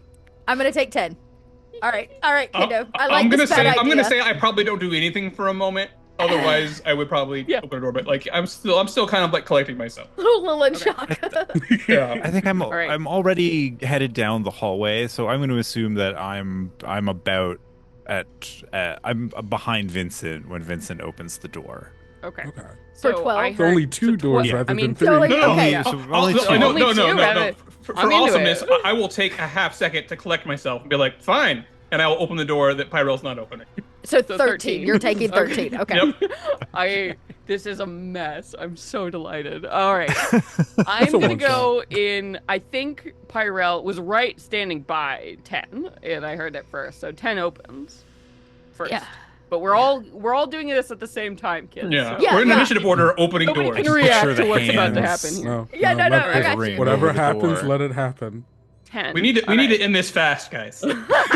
We need to get out of here. It's already messing with our minds. Yeah. So only This is yours. just a play test. I know. So Pyrell, bam, you open up door 10. You see a parlor. Velvet chairs, marble fireplace, and a very strange clock-like apparatus, but it's this huge piece of furniture, cabinet doors, weird mechanical things as you open and look up in this room. This must be the formal sort of the sitting room that accompanies the formal dining room on the other side. Yeah, it's the hosting after, before The drinks, tea, got uncomfortable it. but beautiful, expensive furniture. Is there a fire in the fireplace? You said there's a fireplace? Is not. A It hearth? is cold and barren. okay. You see that there are stacks of wood that have long since petrified and have so many spiders that are sitting there ready to go. But clearly there wasn't a fire lit whenever the house was abandoned. So as you're looking here, you don't see anything really strange. Nothing jumps out at you, but your eyes can't help but keep wandering back to this clock mechanism. Show As me you're your looking at it- magic. And can I Yeah. use my soul fire to do magic sight? And is it magical? Is it magic or is yeah. it a curse or is it a... Oh yeah. So magic sight, you turn that on. So this is one of your uses that you get for a the soul certain- fire? Mm-hmm. Oh yes, this whole apparatus, this whole clock is very much magical. There is something, as you're looking at its signature here, it's hard to tell exactly what it is. It seems like a kind of a combination effect, but there's some kind of enchantment and maybe a little bit of necromancy going on. Don't forget, in Tales of the Valiant, Cure Wounds is also a necromancy spell. Yeah. That is true. Something to do with life, either for good or ill, and some enchantment. But this And I'll clock is, just, glowing. because this is a scary, spooky horror game, why wouldn't I step into the room to follow it? And I just, Oh. light forward, I start walking towards, because I'm obsessed with necromancy and the undead. And yeah, I step into the room. And I'll say, for dramatic effect, you enter on the hour, and this is when something cool. There's a little chime, chime, chime, chime. Those beautiful little Victorian. And I clocks. whisper in time, love or death, no, love. Oh god. And you hear a of mechanisms of gears and the doors of this. It's almost like an armoire cabinet that kind of Okay. swing open Uh-huh. here. And you see, have you ever seen one of those really complicated German clocks that had Yeah, all the mechanical little figures and stuff? Mhm. So the doors open and you see this scene. in front of you as these little clockwork figures are moving around, and it looks like you see like a little like log cabin. It's depicted, you know, sort of in like woods are surrounding it, and like a little logging man just comes out and, you know, is like chopping wood in the front. And as the chime boom boom, you see the figure spins around, and little clockwork wolves start to emerge out of the surrounding by the tree line and begin to chase. You see the farmer, and all of a sudden the chime is like there's boom boom, more dolorous as this happens, and the logger, chased by this set of wolves, disappears off into the distance, and you hear howling coming from here. Here's what's happening. Do you choose to activate the power of the clock and gain its benefit? It will have a price. Of course it will. Of course I do. Yeah. Yeah. All right. I love it. Love it. Why not? Here we go. So you have activated the cursed clock.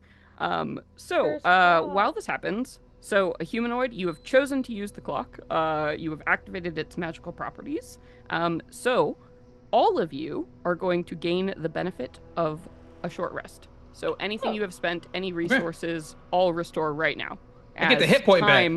Yep, as time Yeah, you gets get your slap point back. reversed by this clock. So all of you get this awesome benefit. Okay, sick. Curse effects to be determined, but yeah, Pyrell, you cannot shake this. It doesn't even really occur to you unless you weren't paying attention to it, but there's like a howling at the back of your mind that just like, it's almost like drifts across your thoughts, like way under all of the other higher priority things. Yeah. It's just part of the clock. The clock's making that noise. That's just normal clock noise. Yeah, it's just the echoes of the clock, and, you know, it shuts down. You feel better. Like, yeah, you got a short rest. You got an hour break. It was so great.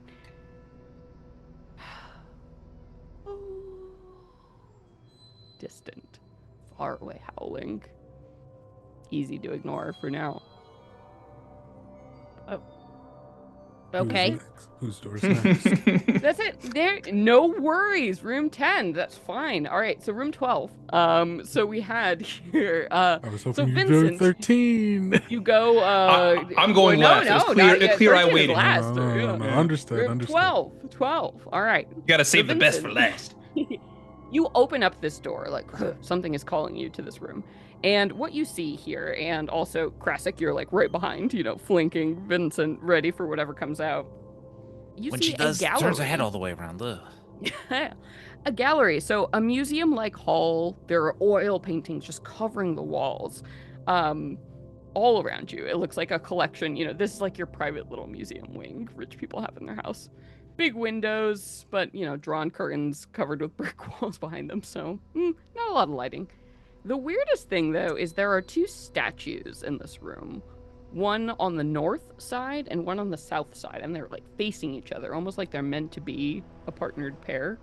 The one on the north side you see depicts this, looks like an elven woman, some kind of spellcaster in like wizard robes and stuff, and she's holding out this wand, you know, in front of her, pointed towards the southern statue, like she's casting a spell. And while her body is made of, you know, gray stone and like what you would expect from the statue, there's something about the wand. It looks actually like it's real. It's like it's been slotted into her hand. It's like black ebony wood and has this like beautiful sapphire just topper on the end of it. And the statue on the southern side of the room is a like a knight, style figured, heavily armored knight with like kind of a shield raised. Human knight. Looks to be all stone. The shield as well, also stone. Mm-hmm. Yeah. Nothing jumps out at you, otherwise it's... Yeah, no, nothing jumps out at me, so I take a step in, taking a look at all of the art in the room. And it's a lot of portraits, primarily. Like, a lot of those, like, dusty old sort like of Renaissance potentially style. Okay. You know, portraits. Really valuable if you were to take these. Like, they would probably sell for quite a bit, but beautiful frames.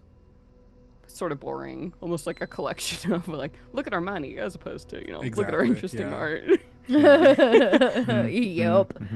Eyes kind of glazing across all of the art, and finally, Yeah, they're kind of all dark-haired, sort of like maybe distant relatives, like you saw in the Thornwick portrait. Yeah. Yeah, definitely glances over all of them before landing on the obvious wooden wand and the stone statue, and will turn to look to Krasek, who seems perhaps more inclined to be able to detect if something is off about this. You know, it's so true, and I'm so glad that you said that. Because I would love to cast detect good and evil. Can Ah. I kind of like Nice. I realize that given everything that's happened so far, this might just like blow my speakers out. Oh, no. You detect evil. Evil. Now, lots of But specifically directed at the wand and like the statue of the elven spellcaster. Well, it just spellcaster. turns on your vision. And tell me what the duration is. Is it like sort of like detect magic, where it's kind of like you have it on for a bit? It's 10 minutes. Okay, do you have to pick a target? No, I can sense the presence of magic within 30 feet of me. I can use an action to see a faint aura around any visible creature or object in the area that bears magic, and I learn at School of Magic. Wonderful. Anything else you learned specifically in the bullet points? What is that? Nope. Detect good or evil, or detect Oh. magic? Detect good and evil. Yep. Wait, I think detect Yeah. magic was the one where you see the auras. I think I around. think you just read the description for You detect read the different one. Or Oh, wait. So I think detect good and Good evil and evil gives you should be a like little bit different celestial information. fiends. Yeah. Undead. Oh, yeah, no, I see what you're saying. That's a good point. I must have chosen the wrong... It's an important point. that is A little an copy important- pasta era never hurt nobody. Yeah. Copy Yeah, pasta. it's not- They're probably yeah, right next to yeah. each other. Detect magic tells you nothing about creatures. I don't know if you all know this, Just but as a- we're doing this after working all day. So Yes. forgive Chris for his copy paste error. It's all so good. All those detect spells. Yeah, there's so many Know detect about it. spells actually. Where did I put my players? Detect- I almost took the I can warlock do this. sea I'm magic ability. actually playing in Shard, so I can look it up real quick. Like, do you want it from Player's Guide? I'm Yeah. Yeah, be from guessing. Player's Yeah. Guide 1. So for the duration, you know if there is an aberration, celestial, elemental, fey, fiend, or undead within 30 feet of you, as well as where the creature is located. So what I'm going to do is copy and pasta this right here Thank into our you. group chat. There it is. So, here's what happens. You look at the wand. You look at this statue on the north side. You're like, what's going on here? You read nothing. Nothing about that. Nothing about that pings to you. Your gaze turns as you look. This southern statue. Fiend. Fiend, fiend, fiend, fiend, fiend, fiend, fiend all over it. But there's something muted about it. Almost like it might be, and your little cursed senses are tingling, almost like something might be keeping it here, trapped here. Like this. But it wants to get out. You know it, you can see it. It's struggling. There are some very, very evil presences in this room, right here, right now, Where? in the statue of the night. There's something in there that wants to get out, escape. Something's keeping it here. And I think Vincent just like eyes draw a straight line from the stone statue to the wand. Oh, How's your it's impulse like- control? It's Yeah. like other characters would have taken the wand. Yeah, Gotten into trouble. Y'all are too good. yeah. I got Zero this. murder I got hobos in this. this group. Fishies. We don't want to steal anything. We just want to solve the problem, Oh, find our friends, and get out. Yeah. No, I think Vincent like has this internal acknowledgement of like, don't take that. And we'll just like look to Krasik and just put a finger up to up to their lips.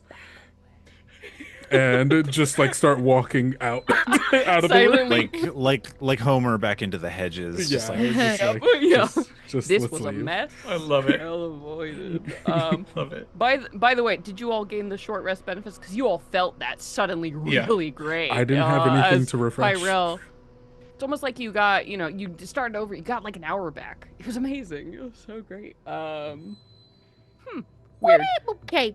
Yeah. No, I'm still here with this clock thing. I haven't left the yeah. room, but yeah. We have another room we opened at the same Yeah, time. yeah. kids. So true. Don't even worry. This is the one with all the demons. Guys, don't worry. Don't We're- worry. I have the We're doing best this luck. Dungeon Pro style. Don't even worry. About I'm super lucky. Nothing can go wrong. Room 13, super lucky, as you kick open this Yeah. door. And what you see in front of you is a den. There is a long mahogany bar here that is like well stocked with dusty bottles. Like even from here, you can tell those must be rare and great vintage. Just the gold foil and like the art, you're like, whoa. And then you see taxidermy trophies of lots of like hunting beasts hanging on the walls, well preserved, well made, and then plush chairs, and the whole room kind of smells of like tobacco. This is the hangout spot for sure as you're listening. And as you kind of scan around the room, Deluxe. you see, there are a few doors leading out of here and everything, and you're taking it in. The thing that catches your eye as you scan across, there's something laid out on the table in this room. It looks like some kind of like a board game or something. It's a little weird. Nothing else jumps out at you. Okay. Is You it guys the round actually picked table? the best 3 rooms to do this in. Nice. Is it the round table up on the top right that has the? round table? Mhm. Yeah. I will. You see something laid out, like a wooden carved board game of some kind, maybe. I'll approach so I can get some more details on what it is. I can check it out a little closer. You can see as you're looking at it, for modern audiences out there, while Ouija board is a term that is used and licensed by someone else, spirit board is a more general term for what you see in front of you here. I see. You see there is a wooden board that is carved with beautiful detailing on the outside, and it has all of the letters of the common alphabet inscribed on it. You also see it has things like yes carved in a corner, and no, and a little like triangular shaped thing, a planchette that has a little window in it. I'm not sure if Naughton has ever seen a spirit board in his travels, but this is He clearly probably what- has. I don't think he's used one because of some of the stuff in the past. He's seen them, but he's aware that at least on the surface they're supposed to allow you to speak with the dead. Question: do you touch the board as you're investigating it? Nothing bad will happen to you. I'm just He does. He's a tactile person in general, so as you touch it, as is the rule in D&D 5th edition or Tales of the Valiant, you can tell this is a magic item. oh okay. The signature of magic, yeah, it does that little light, like electric. He'll shot like that's immediately like pull his hand off as soon as he touches it. And yeah, he doesn't. He probably might hear the faint chiming of the clock at this The point, clock. right? It's all happening at the same time. But he'll be like, "But Pyrell, this seems like your thing. I got a spirit board. Yeah, the doors are open, so you all can. Yeah, I'm if you like wanna talking over my converge. shoulder back. I'm still looking at. I talking over my imagine shoulder. just like the head comes from around like the corner of the door kind of unnaturally, and then the body kind of meets up with it, and she shuffles across, looking down to the left to see what the two of you are doing in this other room, because it's all kind of happening at a general Oh, yeah. time. I'm not done with that clock, but you said spirit board. And she Yeah. kind of comes in the room, very excited, hands kind of forward as if to reach for it. As she reaches for it, I will finally mention, it's like, oh, it's magical. It's enchanted in some way. Yes, spirit board, she kind of says. And I think she is going to cast Read Object, which is a player's guide to spell. Very cool. So basically, as long as I handle the object, I can examine the psychic residue Cool. Divining information about the history of the object. So as long as I'm handling it, which maybe is dangerous in its own right, each round I touch it, you can give me a piece of information related to its ownership, such as who crafted it, what was the last creature to handle it, what was the last person killed by it. Cool. So I'm gonna. It's a long one. I'm gonna drop it in the chat for a quick ease for your reference, Celeste. But That's nice. So you'll learn like specific information. I which is can. really I neat. can. Okay. Yeah, learn specific information. It is a concentration, so nobody can. But Nobody mess with Pyrel. No, while yeah, don't they touch me, are, touching the board. I will but say, again, it's also nothing- not like yeah. I'm not like seeing everything. It's about the kind of psychic residue, I guess, because Yeah. it suggests that then from what you get, you can then add to it by locate spells or scrying spells because Cool. you've learned kind of a Yeah, general enough about it. essence. Yeah. I'm gonna wait for you just to start, and I'm gonna slap you. Yeah. Perfect. No. Yes. All right. So Yeah, you that's learn right. some stuff as you're handling this board. And nothing seemingly bad happens to you. Oh my gosh, wow. Lucky beans. All of you. Mhm. Here we go. My Let kind me- of creepy hand reaches out and touches the board. All right. As you're now feeling fingers, like run across the calloused dead flesh, you get the impression of who owned this board before you. And it's not as old as you initially thought it was. In fact, you get a signature. It reads like it's not really part of the rest of the house. You get the sense that Oh. somebody else brought it here, somebody later. And this figure, that ghost you saw before, her face sort of flashes through your mind, and you get a name that drifts to you as you're, reading the grooves of this board, and psychic energy is pouring off of this thing. You get the desperation to be heard is the thing you get. Spirits that want to be heard are just like radiating that psychic Interesting. need Okay. off of this board, and you get the sense that this will help you. This will help you. It's like they've all Oh. been focusing on it and trying to get you to pick it up since you entered this house. Okay. And the name, sorry, I'm like, too many pages. It's like overwrote. somebody wrote a lot of stuff Why did for you this write book, so much, well. Celeste? Editors always have to Gosh. cut so many pages. A name that floats to you, Sister Marceline. Sister Marceline. Sister Marceline floats to you. Marceline. The owner of this board, the one who brought it into this house, Okay. and was unable to leave the house with it. She didn't make it out. Okay. So, while I guess Nat, you're standing there, she's just kind of saying things like,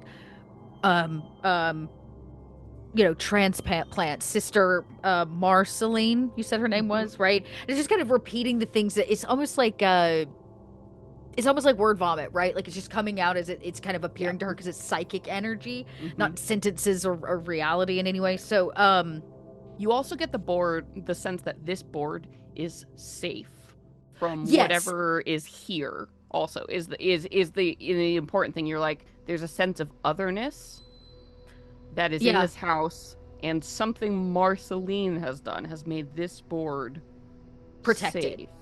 Okay, Yeah. so I kind of I guess when the kind of spell's done and I get everything, I imagine kind of a unnatural like arm pops out and kind of touches Nat's shoulder, and I turn my head and I say, "Go get the others."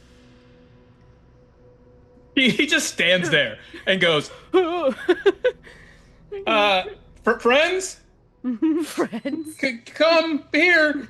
Allies. He looks a little paralyzed that your arm is on him and touching him and like you're probably not holding him, but he's acting like you are holding him. Oh, and she goes, "I am sorry," and you can kind of hear the fingers like as they let go of your shoulder a little bit.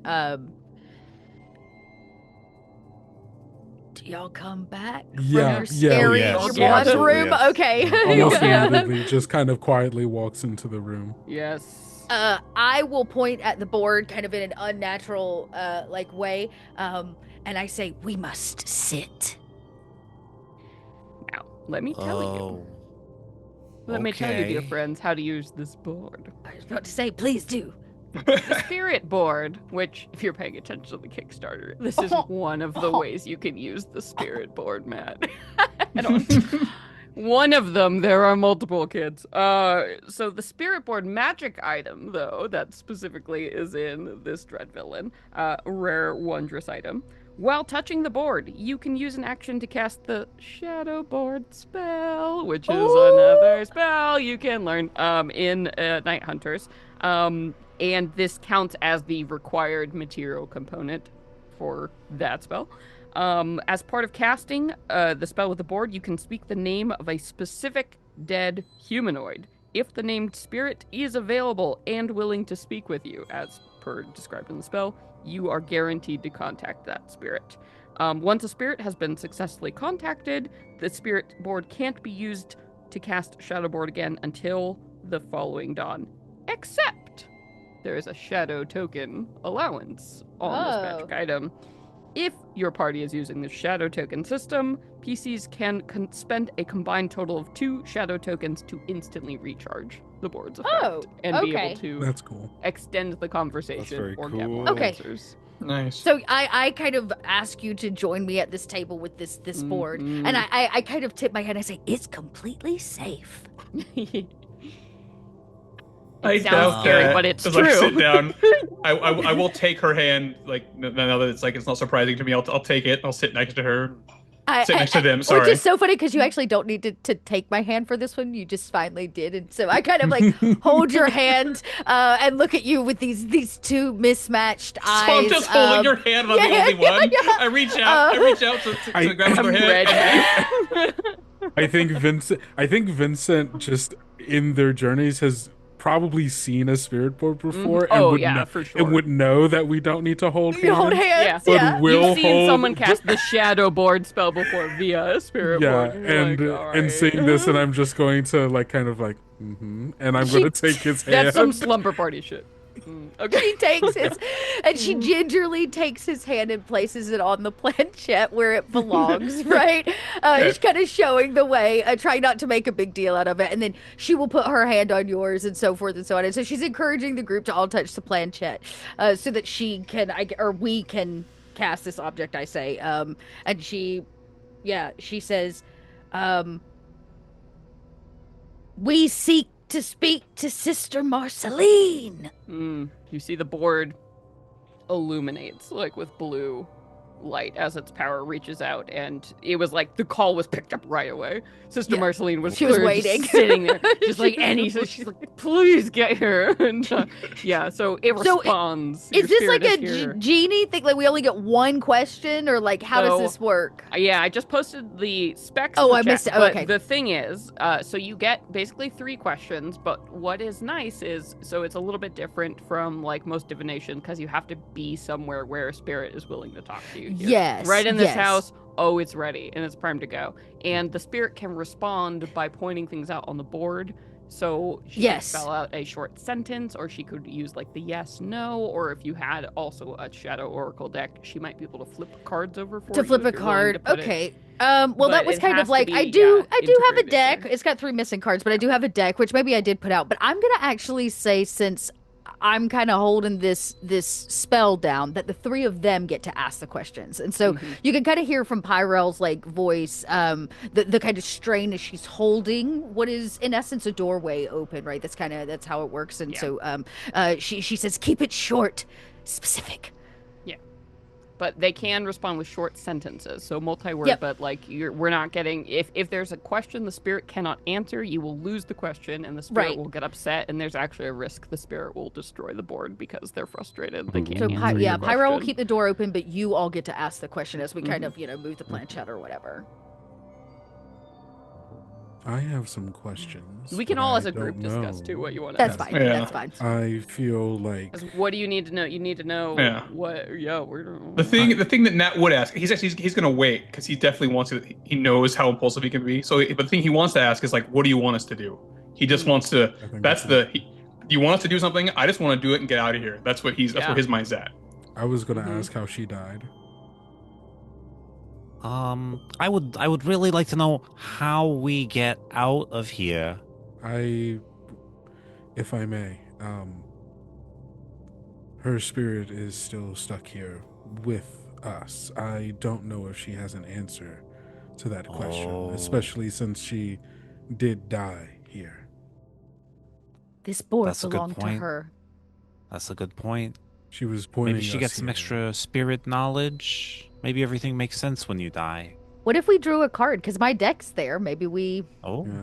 if we don't have a She- question or an answer, but I guess I think the only other question, or one of the other questions I could think of, might be encompassed by Nat's question, which would be, what did you want to say to us? Yeah, Because that she was- pointed us, Mhm. which, so I feel like oh, I that's thought kind she of was pointing us at the den to I get to the just- this board to room. talk to her. Mhm. Right. Mm, Exactly. And so my oh. question was like, what is it that you You wanted got it, to That you're say? trying to say. Yeah, Right, yeah. What are exactly. you trying to say? But I Yeah. think that Yeah. might be encompassed in what do you want us to do, maybe. Mhm. Well, it's unfortunate because what you want us to do could also be like free me, and then that's all we get, right? but So- she gets a I- multiple sentence Yeah, answer, as, so a, it might. as a GM, I'm gonna give you a soft green light. Like, what do you want us to do? Is a great first question. And then Yeah, maybe okay, ask what do you want that, us to and do? You get two more. Okay. Yeah. Okay. Yeah. So that sounds good. in character then, since we've talked about it out game, he'll just blurt it out. What do Yeah, you yeah. want us to do? All right. So imagine, if you will, that you've backed the Kickstarter and you have the spirit board rolled out in front of your Oh, table. Spirit board. At Yeah. this moment, your GM slowly in order points to the letters, spelling out the following. Help the anchored spirits imprisoned here. Help, I'm typing it Okay. out. Help the anchored spirits. Mm. I've been writing everything down all analog because Me too. That's I'm an anal. I write my notes, y'all. It's just that's life. Knowing this, even Thank though you. like kind of through the strain after the first question, I think Pyrell will kind of look to the group and say, "Who has imprisoned them? Should we ask?" I turn to look at Crasset yeah, to You know see this. to see like, because there's a chance, right? A spirit different than demon, right? Right? Who? I- Because the spirits are imprisoned. Right. Mhm. And this is a thing that is imprisoned that might not be the thing that she wants us to do. Right. Not necessarily. Yeah. Yeah. That's a good point. And so I guess before even like bringing that up is kind of actually, I'm trying to think. Yes, no. I think Vincent is wise enough to know that maybe not everything needs to be brought up, especially amongst the more impulsive of us. But Always but good. is Good party etiquette. yeah. You've So you've already figured it out. I love it. so we'll turn to look at Krasik to kind of be like, should we bring up the thing we saw? What did you see? I didn't say that out loud. No. We were The look says giving that. each other a The look. look We says were it, giving yeah. each other the look. Oh, I see. Then, I mean, I feel like we should ask who's doing the imprisoning. Like, Who what is is holding what us is here? keeping? Yeah, what is keeping them here? We might just get the answer the house, which might still be a useful answer. Yeah. But it is a thing that we kind of do know, just in case we Yeah. want to. Is it tied to the I think- massacre? Yeah. There's Ooh. I al- something malevolent here. I can feel it. I felt it when we entered the house. Yeah. I think I a wonder- follow-up question we I have like to ask the at some point massacre is question. how do we do the thing that she wants us to do, right? So it's like Yeah. How do we help? that doesn't have to be the next question. That might maybe that's the Mhm. last question. Well, I But guess that- I mean I would assume it's freeing them. Yeah. right, but, Right, but how, like- how do we free them though? Like how do we How do that? we free Yeah. them? I like. Okay, well that maybe sounds something like a about the follow-up question massacre. directly. So the second question is how do we free them? How do we do that? Okay. How do we do that? How do we free them? How do we make the question real short? How do? Okay. Do you? How do you? Yeah, how do we free the spirits? Are you a demon? Yes, no. No, this ain't high school Do you math. like me? Like, yes we're or not no? passing yes or no. Do you like me Will question? you Do go you- to do you the like dance demons? with me? That's a Do you different- like that's a different demon horror check, story. Yes or Will you go to the murder mansion basement with me? That's actually how we all Maybe met. after We just second we period during lunch in the basement. you had a little turnip walk up to you with a note that said, "Will you go to a murder mansion with me?" Yes, no. Yeah. And you accepted. We're all here. This is good because I'm writing them out. I'm like, what are the shortest? I'll Yeah, do. no, Okay. for sure. Yeah. the board spells out, resolve each of their torments in turn. Oh my god. Resolve each of their torments in turn. Okay. Oh man, does that imply an order that we have to do this in? I'll say It could- it implies more. They each have their own torment that you have Gotcha. to figure out. Yeah. Gotcha. The one won't do it for all of Torments. them. She wants us to save Do it- them. Do we want to ask about the massacre, like the family before? I feel like there's something about the family here we're missing in the mystery. I agree. Yeah, I mean the family might be the Yeah. ones that were massacred, right? Like whoever lived here might be the original massacre that caused the But problem. Yeah, but who So did the massacring? Who Yeah. do we? Or what? Yeah, who do we know? Who is killed- responsible for I what also is responsible? I also want to put this possibility back on the table of asking her how did she die, because I think the massacre question, good question, maybe not as immediate as whatever might have killed her, which might still be around and could kill us, Yeah. unless I'm it's also- the same thing.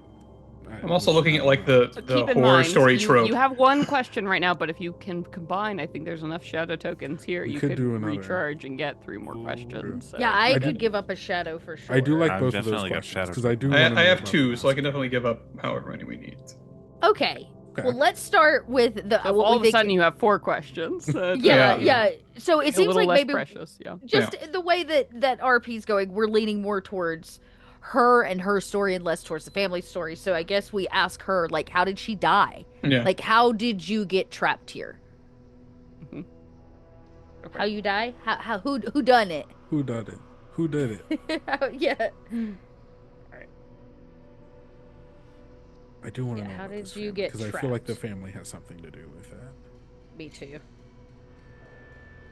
And I'm still stuck on this lover card that got pulled. Like, who the lover? Was it the first baby daddy, or was it after Was it the second baby daddy? the second, or was it the son? Victor was his name. I got notes. Luther. No, it was Victor. Victor was married to Cassandra, but Lu- Cassandra had a kid. Luther's the baby. Yeah, Luther's Luther's the the- baby. yeah, the baby. Clarence is the boy. But Clarence clearly had a different daddy. I feel like this is turning into one of those logic problems where it's just like Bob is next to Oh, Sarah, and let's- Sarah Let's ate make a the grid. We can spaghetti. make a grid. I think I'm pretty sure I have seen the photo that this is. Yeah, yes, it's in our. if I, Yeah. and if Yeah, I'm it's- remembering it's- the way that they're standing, there's like 1 or 2 of them that's like off to the side, and Yeah. it's like Right. So yeah, who done it? I Okay. mean, there's got to be, and yeah. All right. yeah. So you asked. It's a how great did you piece of art. die? Stay tuned. How did she die or get trapped here? Okay. I guess we know how she got She trapped here, 'cause says- the house. My apprentices corrupted by evil within this house. okay. Oh, what is evil in the house? That's what you said, Kress. You said we were going to get corrupted. I did say that, and I stand by it, to be honest. It's becoming more and more likely. So the question is, what has corrupted this house? The real question here is, what has made the house this way? What has possessed this house? What has corrupted this house? Can we ask what's corrupt? Oh, we got to So we recharge it. need to spend points. I'll spend 1 because I Yeah. have 2. So I'll spend 1 as well. Okay, so we need the 2. Give me a narrative description group because shadow tokens are a resource, mechanical, whatever. But what are you doing? What is the moment where you're like, you decide to spend a little bit of this evil? I a think little bit of Pyro this says, "I'm power, a little losing. bit of this I'm losing the knowledge." doorway. It's closing. It's closing." Like she's letting them know where the board is losing the spell. Despite there's something that. Go ahead. no, you can go. I'm sorry. You go. I always go first. You go first. Okay. Despite not needing to hold Pyrell's hands, I think Vincent instinctually, upon hearing like I'm losing this, like it's being pulled away, I reach out and touch their hand, and a part of my form shifts as something almost like a shadow but more essential than that gets pulled from me and into Pyrell. And I think, Pyrell, you can feel as the barrier between life and death, at least in this space or within yourself, gets pushed open a little bit as something else seeps through. Ooh, just one more personality in my body. Let's go. Just add to the hive that's in there. One Yeah, more. okay. I am but a interesting. collection of memories. No, something before I love it. between life and death. It's actually probably something very satisfying, like a balm to your strangely disported Yeah, soul. kind of like Pyro. it like gives me a little juice. It Something feels familiar. Good. It A feels soul who was there and then back again, right? good. Yeah. Yeah. Oh yeah. I think there's something that feels familiar and good to you, but there is a birthday that I no longer remember. Mm. Oh, Oh, So sad. that So is- good. take a look. Yeah, that was I'll good. take that. And I'll- actually, a shadow token too. You don't have to spend yours, Kendo. if you want it. Oh, Ooh, damn. Yeah, I get to Look at keep that. it. Awesome. All right. What about Nat? How does Nat? I don't want to chew up too much scenery because I've been chewing up a little bit. So I'll just say it's similar to what happened before, but kind of more pronounced, right? Instead of just kind of like seeing just a flash of what might be his real face, you kind of see it for real now. It's The this kind of haggis glamour comes- fades off of him, and you can tell that he's in general much more gaunt than he looks. He's about the same size, but he's thinner. His frame is just smaller. He does have like the nose is longer. He looks a little bit more like what you might expect a hag to look like. A little bit like he's like kind of etching towards that. His hair looks wet. His skin looks a little slimy. And then He's like Gollum. He's a little bit. Gollum. Like he's not hunched over or anything, but yeah, He's got that like. yeah, his eyes are a bit more Mm-hmm. a bit bigger, more pronounced, right? And then like it lasts for a good couple seconds this time as you at least feel that kind of fey-like energy flow into you, and it's the energy itself doesn't seem bad. It's maybe even kind of life in a way, right? Yeah, and then it's back. As all of you are experiencing this, Krasik, I would like to offer you, as all of these monstrous companions around you We're like. are happening, I invite you, for a shadow token, to get an insight from the house. Oh, absolutely. Yes. Yes, please. Yes, absolutely. I would love Yes. that. That sounds great. As you sit there and you watch all of these people around you, none of them, it occurs to you, you're really the only humanoid. Like, you're the only one really grounded in what is real or not, or reality or not. That's your deal as a curse breaker, right? What is evil or not? And all of these people, as they shuffle around you and flicker and change, they're not what you are. I'm not sure if you can even trust what they are. You're surrounded by monsters. Dear. And this occurs to you. See, that lovable. feeling strikes That's like awesome. a bolt that comes deep in you. And there is a second where I need you to make a save. And if you're going to realize whether this is you or whether this is the house telling you this is so. So I'm invoking one of my dread villain schemes here. A little event here. So I need you to make a... Yeah, the hunting visions. Yes. Not the hunting visions. Oh, the hunting visions. As suddenly all these people seem like monsters. Yeah. Go ahead and make me a wisdom saving throw, please.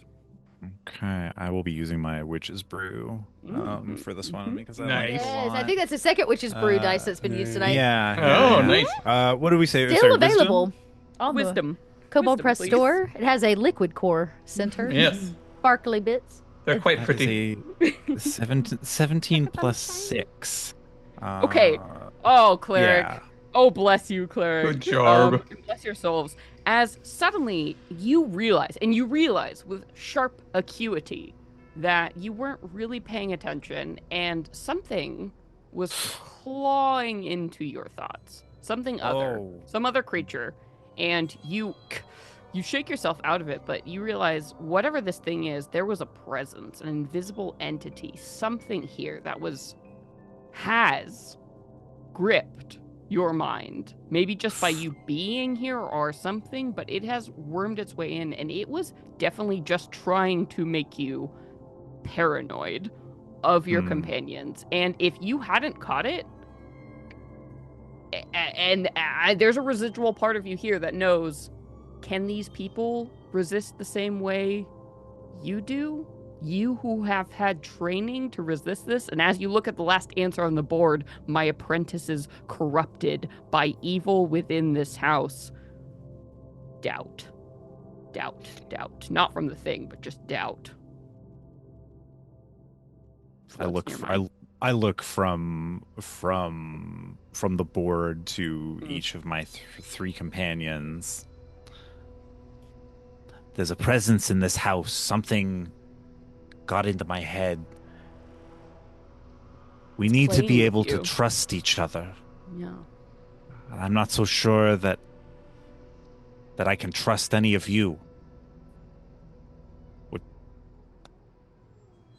Kind of in the I don't middle know of what to do. a magical trance at the moment. Wow, that's kinda- true. That's I kind of peep one eye at you, and then, but hearing you say that something was like trying to get at, like it's the house, I think that does prompt Pyrell to ask the next question of the board now that it's been reset, which is, what made the house this way? How did it get this way? Mm-hmm. Yeah.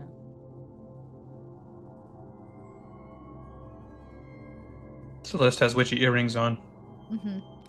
I sure do.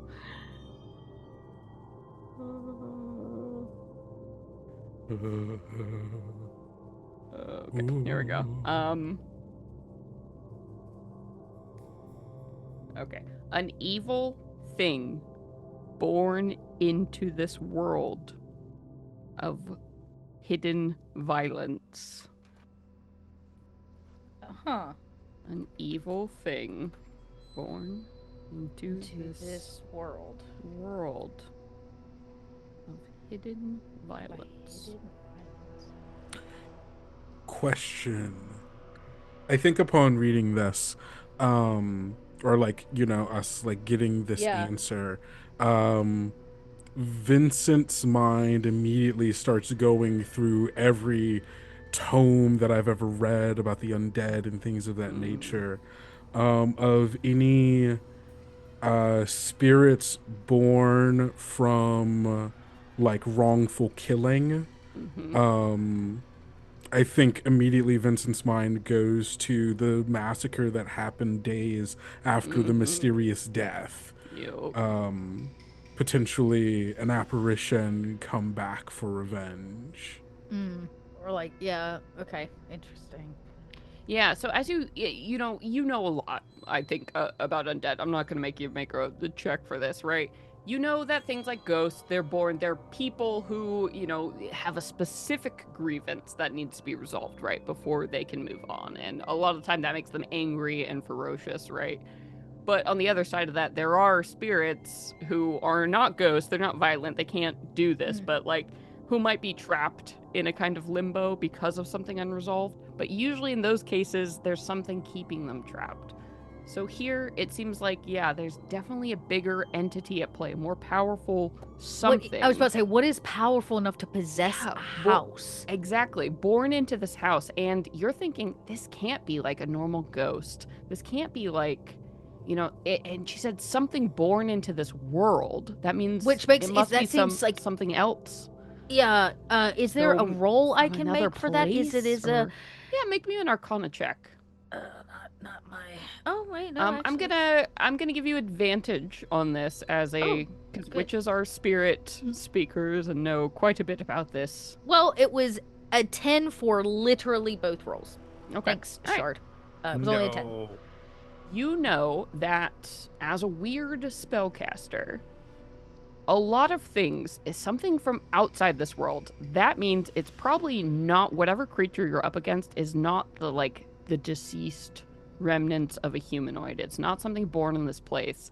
It was something forged out of pain and blood and misery. Something But it's still new. undead. Probably, maybe something not like. Not. That's It my had to fear. be something else born, something created by this have- all what happened here, whatever it was. Hidden Then violence. what? Oh, what is the hidden violence? Maybe that's our next question because we still have 2 questions now that we recharge the board. What is the hidden violence? Yeah, yeah. I'm cool with that. Yeah. Whoa. In order to do that, don't we have to do 2 more? No, we get So you recharge. Or was It's this the recharged, okay? so we- Sorry, so we I have 2 didn't remember. left. I didn't remember No. if we. Okay, cool. What is the hidden violence? Yeah, Sure. what is the hidden violence? Sounds like a Nine Inch Nails album. Yeah, yeah. hidden violence. Yeah. How very metal.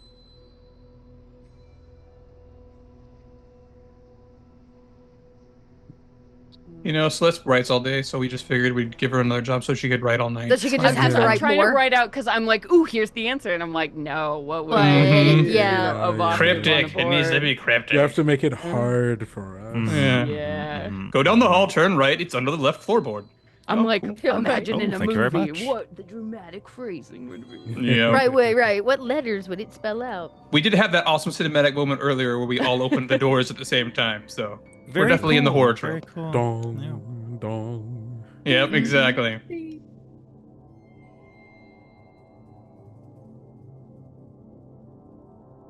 I wonder if the massacre was a ritual. Like it was a sacrifice. Yeah, okay. I'm scared. I'm feeling that. You guys Me feel too. that? Here It we go. says, uncover the Baron's secrets.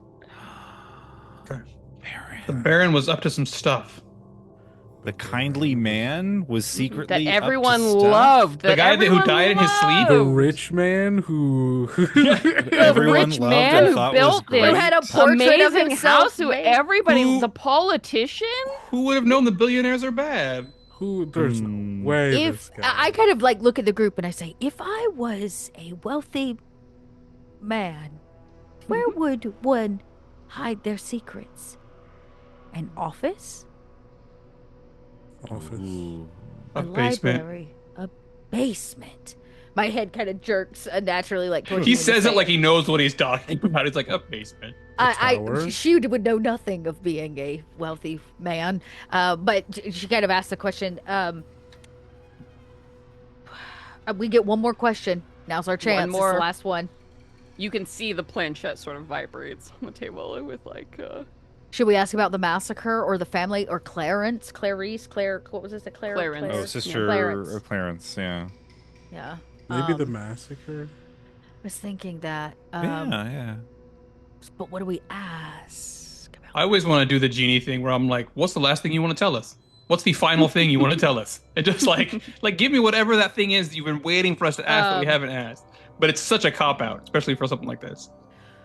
Not necessarily if it's the right question. Like if it's like Like, what are we missing? Or like, but like it's. Clarence is a good question. Was it Clarence? yeah. Yeah, it's not a bad question. I'm on board. I've had all my burning questions answered. Keep in mind, you can keep the Hmm. board with you. It will Yes. recharge if Oh, you that's finish. true. Oh, it's coming with us. Don't think it's Oh, getting yeah, left yeah. here. This We're one gonna is get not more leaving shadow this tokens. board Of behind. fools to not keep it. Yeah. Do we need to ask this question now? Yes. Oh yeah. Yeah, 'cause the it's spirit it's can a only spell. manifest for a short time. Right. So then I guess we'll just say, what does the massacre have to do with the mysteries of this house? Ooh, okay. Yeah. How does Krasik become a god? Yeah. That's Hey, the- I'm just hoping to retire. A nice little place in town. raise a whole bunch of other kobolds. Yeah. You know, if I find someone who will have me. You hear the final answer you get, and then the board goes Mm-hmm. blank. 4 who died must be helped. Ah. Okay. FOUR or FOR? FOUR. Gotcha. So the massacre number. were 4 who died. Okay, so these are the people that were Help the here. Yeah, anchored, the spirits who are- spirits. Yeah. Oh. Yeah. Oh, how many people were? Oh, I'm writing my notes. Wait. Okay, It's all coming up, Four? Millhouse. 4 who died. Yeah. 4. Apparently, 4 people who died in the 2, massacre may 3, indeed be 4 of the anchored spirits you need to help. Okay, May. so if we don't include Creepy Clarence, which is now his official name because Creepy Clarence. he's Creepy No, Clarence. it's good. It's good. Creepy He's in the he's bag. unfortunately a little bit of a black sheep, so we have to. But if we go by Victor, that's the son, his wife, and their 2 children, that's 4. That's 4. Unless Clarence didn't kill his mama. He just killed his step siblings, dad, Victor, and then of course the Baron himself. Yeah, potentially. Because you know that the Baron did not die in the massacre. No, oh, that's he died, right. That's he right. died days days before. It's got to be the and whole then family. So massacre Clarence happened. cleared out the family because he wasn't part of the family. But it also has to do with the Baron's secret, right? The Baron was in that was one of the things, right? It You was asked That's uncover the Baron's why, secret. why people died or something like that. And it's like, Oh no, I got it. Clarence could be the Baron's secret in some way, shape, or form, right? The So- evil Rich thing man born like into this. this world by hidden violence. Okay, well, There's a chance you we'll said find- basement. I say we pack up the board and head to the basement. Well, I suppose. I mean, if- also there could be a secret room behind his study. I'm just a guy from a country town. I suppose there is a chance this is their home. This is where they've been trapped. There's a chance they're in their rooms. Yeah. If we have to free each of them in turn, then it's either I'm no genius, her but wrist where they snaps died and or counts like 1, 2. We could each take a room. We could. Oh, you're muted, Celeste. Whatever you just said, I missed it. oh, just how many ways could we go? I'm just whispering into my mic in GM delight. Listen, I we've mean- only got an hour. We might as The well. I know we reality only of have our an hour. I'm like, time- I would play this with you guys for let's hours, do it. but Yeah. my goodness, yeah. You're a fun group. I wish all Dread villains, by the way, not meant to be one shots, full campaigns, but Yeah. we're giving you a taste. We got to get, we got to get a little Yeah, yeah. tasty taste. We could. I would each love take to a play with you guys as well, but I know. I can go out in a blaze of glory. That's fine. I think each of us could take a room, and again, yeah. if you do need my assistance, merely call my name. And I may just mean, come right- running to eat Right eating now one of you. around you, the rooms you have not looked in. It looks up to the north. You can see there's a door that leads on the map, if you're looking, room 14, into the east room 2. That doesn't look like it would lead necessarily upstairs. So if you're looking for bedroom-focused things, you need a way upstairs. What about the which big would staircase be- in the middle? The big staircase, yeah, to the upper floor would certainly lead you there. Or it looks like also, I'm going to give it to you. If you go to the north, to room 14, there's a staircase upstairs as well. Looks like, yeah. Oh From yeah, this that was room, the you have one thing we didn't. Exactly one way to go that will lead you to the north in an adjacent room, or you could head back to the foyer and go upstairs. Do we want to split the party and have 2 go to the foyer, 2 go to the north? How And about then split the this? party together. I think at this point, For Pyro timing. recognizes that both for our time, because we were told like the longer Also, we the longer you stay, will- right, Mhm. the worse it Starting to get is. the Yeah. proof And that since her dexterity is not very great, she does that thing where like she hangs onto her torch, which is like a broom, right? It gives her the chance to do the fly. And she does that creepy thing where witches' toes like drag as they float. And she just kind of like starts floating towards the stairs, and you can hear the tips of her little toes like click, click, click, click as she goes up the stairs. Dear. Okay, so are we going north into this? I'm going up the stairwell from 1 into whatever northwardly it takes So we me. want to go Okay, yeah. back down into 11 and then into 1? Yeah, because we have to come out of we'll go back 13. up the Yeah, main back stair- to yes, up correct. the main staircase. Well, you can go from 13 to 14 to the north. Well, yeah, we just want There's to a fit in door in there. here. So Yeah, got it. Yep. I'll follow her and I'll turn to Krasik as we're going, and I want to address the thing that he said at the spirit board, and it's just like, and he looks really serious now, like he hasn't really looked too serious most of the time, and he's like, I'm a monster, but I will fight to the death to make sure you don't go through what I've been through. That's the best I can tell Okay, buddy. you. I will Puts fist out his bump. little kobold fist. Yeah, I fist bump you back. I The can little count on turnip, the you. little turnip on his shoulder, like holds out his little tendril arm. It's all bent. Oh. Oh, we'll get that look. All right.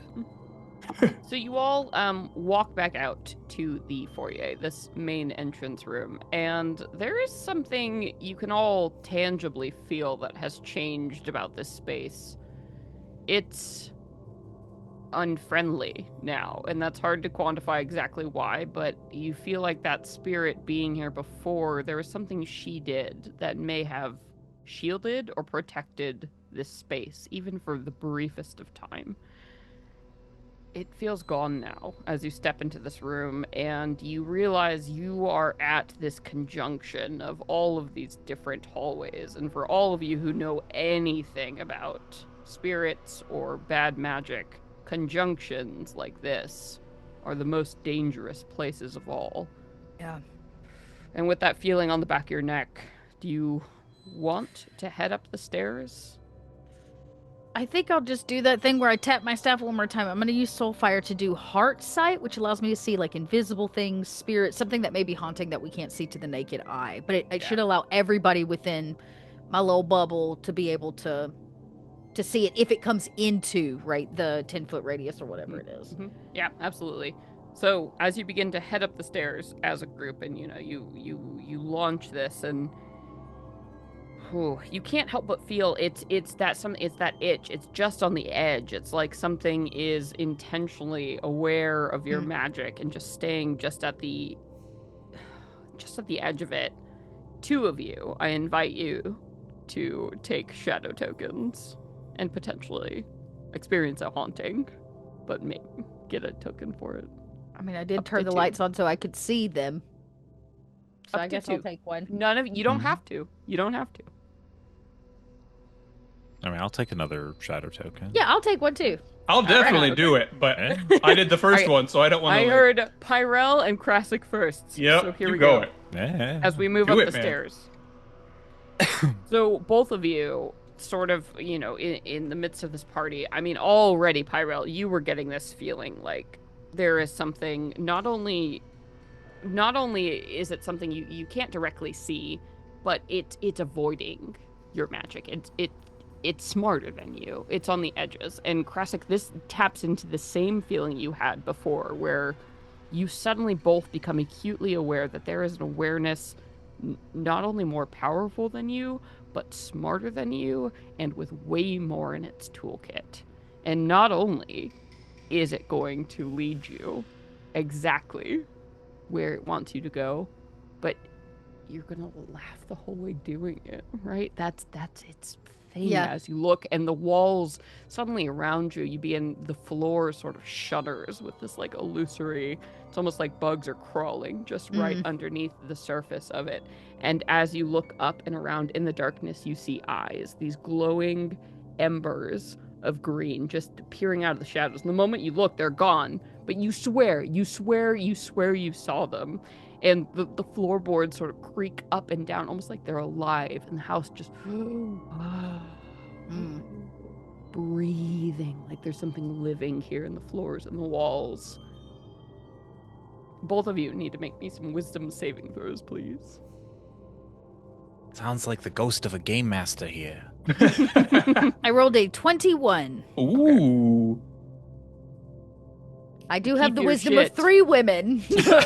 You have seen scarier I shit have than seen this place. stuff. You are but I acutely do aware. think, like, her Something neck is snaps gnawing. back, right, kind of unnaturally, and you hear, like, the cackle of, like, you said kind of laughter, the cackle of, like, Yeah. an old witch comes out, and she says, we're being hunted. Yeah, you are, and that's so I rolled an clear. 11. Oh, bless it. Pyrel says that. Pyrel says you are being hunted, and you know it. It's like those words are like an emotional dagger that just cuts right to the center of you. You've spent your whole life being hunted. And what are you doing now here in this place, this throwaway backwards little mansion, right? This is where you die. Of all the things you've hunted and all the things you've been hunted by, this is it. And that panic, that anxiety just like grows and grows. Like, this is the thing. You're gonna die here, nameless, forgotten, here in this place with these people you barely know. I need you to roll me a percentile die to get a short-term dread effect. Oh, man. He's so dreadful.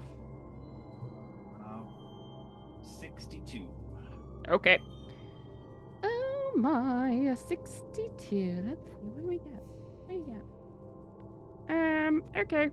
So here, I am the smartest, wisest, strongest, fastest, and most beautiful person I know, and that comes over you. Like this whole thing, this whole like. That is absolutely I am not what here. I've been saying. This is what I am. You're like, you are possessed in this moment. Like, you're the most important person here. You need to be preserved. This is it. Fuck your. I did just say I would die They're for you, out of so. here. Yeah. Like, they're in your way, and Yeah. you're the only one who needs to survive the situation. Yeah, no, 100%. 100%. It's me against everybody else. Mm-hmm. And as you are all heading up of the stairs, oh boy, of course, this is just the wrong time to be affected by haunting, because something strange manifests at the top of the stairs as you all are like making your way up and going to the upper landing here. And I'm gonna use the restroom real quick, but I'll be right back. Everybody roll initiative and post it, please, in the Zoom chat. Oh. Tim Curry appears at the top of the stairs. Scandalous. I'm scared. Yeah, this is. I got some pretty. I don't usually do a lot of elemental magic, but I got some pretty sick fire stuff. Okay. Don't burn us alive now. Yeah. I also have a spell for that. Just Hey, pass okay. everything Sad afterwards. we Yeah. can't play longer. I know we have like been playing for a while, but y'all are so fun in a horror. You'd be such a fun horror kid. This Yeah, is just the the horror first. group, yeah. This is the first one. It's just the first kobolds at the table. I know. Well, here we go. They're all gonna All right. be awesome, right? Yeah, if we're like, yeah, we just need to like play for funsies later, I'm around. We good? Okay. I'm down. So, as this happens, you, making your way up the stairs, you get to the upper landing room. So you officially land in this new kind of space here. And it mirrors the size of the room below, where it's sort of, if you imagine the vibe, like a hotel lobby, like fancy on the second floor, right? There are some little couches and stuff you see. Yeah. The upper foyer, if you will, right? As you see all of these different doors and such around here. And as you're looking around and you reach up, onto this carpeted step, and all of a sudden, it's like darkness just pools in a tangible way here. Like this whole place has been unlit and kind of spooky, but darkness swarms around you. And from it in front of you, you see two glowing green eyes. They burn like these neon sort of coals smoldering in the dark. And all of you see a being manifest around them. And you hear like the tearing of paper and like the splitting of boards as this thing takes shape in front of you, like a swirling mass of the house itself, wallpaper and stone and brick and wood, chunks of it all kind of swirling together to make this strange shape, outlining a humanoid thing, but this like noxious green glow comes from within as it hangs there in midair, pondering you all with its head tilted to the side. And there's this sense of laughter, like mirth, like this is fun, and it comes over you. It's not verbal. It's something like a link that has already been built in your mind and you didn't even notice. Just kind of plays this sick laughter in the background. And this thing hangs before you. And I'm gonna roll initiative for my boy, but it's toying with you. It's toying with you as this happens. I got hands for this undead being. Whoever it is, let's go. Let's go. Whatever this thing is, it is Yeah. not nice and it do not like you. I hope All right. so, Dad. I don't like it. Vincent's got this, guys. No worries. Only if it's Also- undead. also If it's not undead, actually- sorry. All of you have this, guys. All of you've got this. So here we go. All right, so yes, that is a 20 for Vincent. Awesome. Yeah. Okay, 18 for Pyro. Okay, and for Karasik, got a 5. All right, but then Nathan got a 14. Wonderful. Okay. All right, I have to roll a few things. Okay, so who shows up to a fight? What dread villain shows up to a little fight alone? Oh, yeah. Minions? Yeah, of course. Of course I got Minions. There's always Not minions. Minions! Hope the minions are undead. I'm just going to tell you right now because I'm going to accidentally say it, but the name of this thing is the Caretaker. Oh, it's nice. Mm-hmm. It's here to help. Maybe that's something Pyrell just senses with her oracular powers. Mm-hmm. Yes, she whispers, the You will caretaker's also here. see, as this occurs, this thing comes in front of you, because I'll say, Vincent, you've got the first move here, but before you go, you see also 2 things rise up from the floorboards. You would think they were ghosts, but they're sort of like melted and waxy, like their faces are trying to maintain the shape of who they were, but something is just eaten away at it. Like, yeah, they're the half like acidic remnants of ghosts that sort of goop up out of the floor and climb, with their hands that are like dissolving, float there. These are called fades. Not quite shades. They faded away and are just something is siphoning off whatever is left. But 2 of these things, formless things, sort of scream, as they're trying to maintain a face, rising up, floating around this thing, like little. It's like that Metallica song. Mm-hmm. Fade to black, baby. You don't have to agree with that. Vincent, let's go. Okay, so You get the first move with this horror show unfolding in front of you. got it. So the caretaker's like up in front of us, and these 2 fades have kind of risen up by it, and Yeah. like, okay, cool. Assuming Nice AOE if you need, already. I think I think my skills will probably be best keeping the 2 creatures here like kind of busy, while probably big damage spellcasters or whatever do what they need to do. Basically, I need to be the shield in between you all and them. So I'm going to position myself. I'm going to how like long is this room, I guess, or how large is this room? Everything. The benefit of being in a house is pretty much everything is within 30 feet. Yeah, got it. So let's say 30 feet for the caretaker, 20 feet for the fades. Okay, cool. So I'm going to move like basically like 15 feet of putting myself in between all of them and us, and putting them roughly about 15 feet or less away from me. And the camera sees as with like a very like quick and snappy movement, Vincent unravels the whip kind of tied in their belt loop, and with like a flick of the wrist goes to crack at one of these fades, the one to the right specifically. Nice. Yeah, you see its face kind of sprouting out. It's almost like a humanoid servant of some kind, but then it like shudders and like almost shakes, like it can't decide quite what it is. And you see like an elven like elder man, and then it shakes again, and it's like it's glitching. That is a 15 to hit. Okay. A 15, and your weapon is magical. I question, is it an undead? It is an undead. So because of my Slayer's Right, Nice. when I deal damage to a creature of a chosen type, I ignore any damage resistance the creature has, including resistance to damage from non-magical There you attacks. go. That's how you Mhm. kill Yeah. some monsters. All right, Belmont. Yeah, you hit me. Awesome. And also, because of the Slayer talent and having the undead as my chosen, I'll deal double die damage to all creatures. So this will be 2d4 rather than 1d4. I also...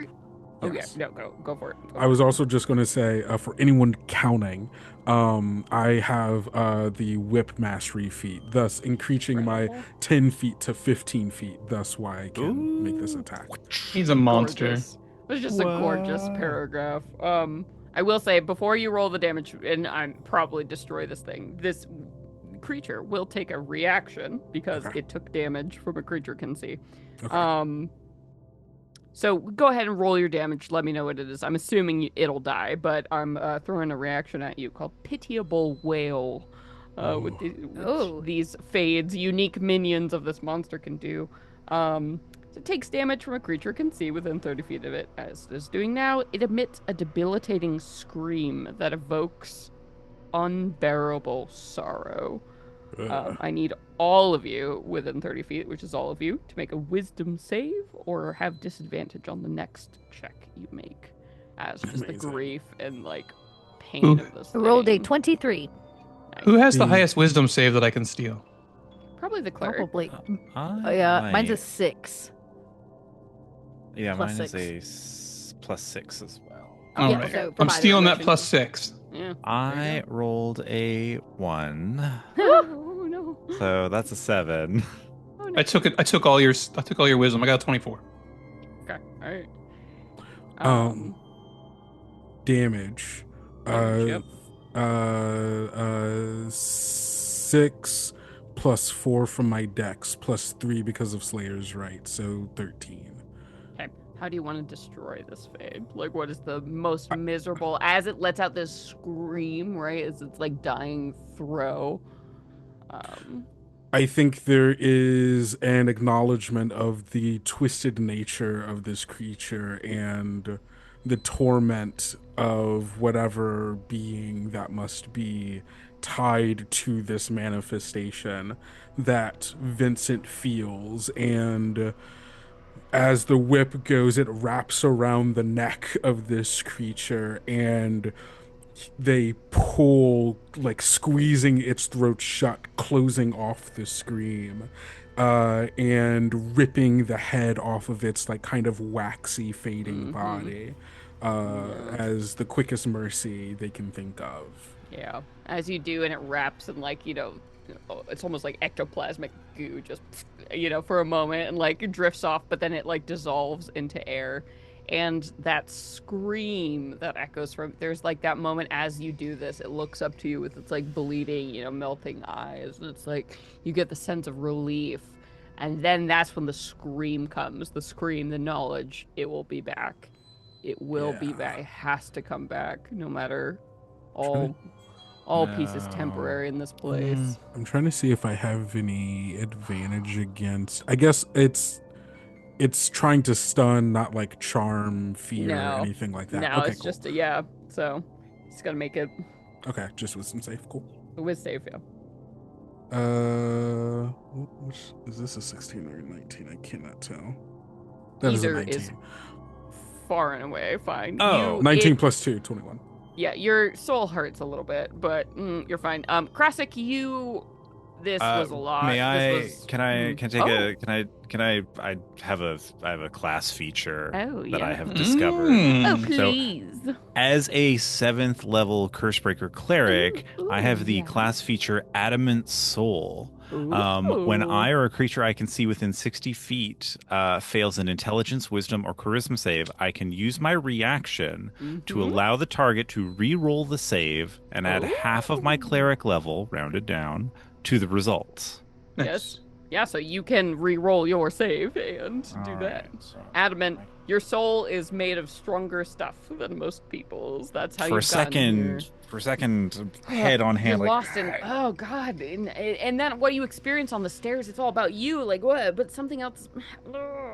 He's very strong. that's a- It is all about him. He's, that's a 19 plus 3. Oh my god, yes. So I think not only does this get you out of your funk and you don't take that disadvantage that you're gonna get, but also you kind of shake off that dread effect, that fear, that deep disgust personal with my anxiety companions. that was I need to make it out alive, right? You remember yourself.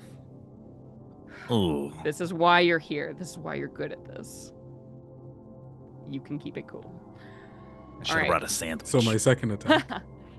Yeah. Your second attack, My because sec- also because the multi-attack. other fade is well within your reach, Yeah, sir. so- 15-foot whip man. Yeah, so definitely like pulls the Mhm. whip back and then like just like spins around and whips at the second one. That is less fortunate. That is a 9, but I can spend a shadow token Mm-hmm. to re-roll that, and I will be doing that. Yes. Much better. That is an 11 plus Embrace 7 the and darkness. 18. That'll do. That'll do for you. And then a 2d6 plus 7. Mhm, That mhm. is 2, 4, 9 slashing damage. Nice. Okay. This thing, as it, it's reaching out, like clawing at you. The 9 almost like smashes it to smithereens, but there's still a little fragment of this fragment holding on it. It like lunges at you as it's doing so, and it's just like crawling its way, up, like, oh, as you're looking and staring into its melting eyes.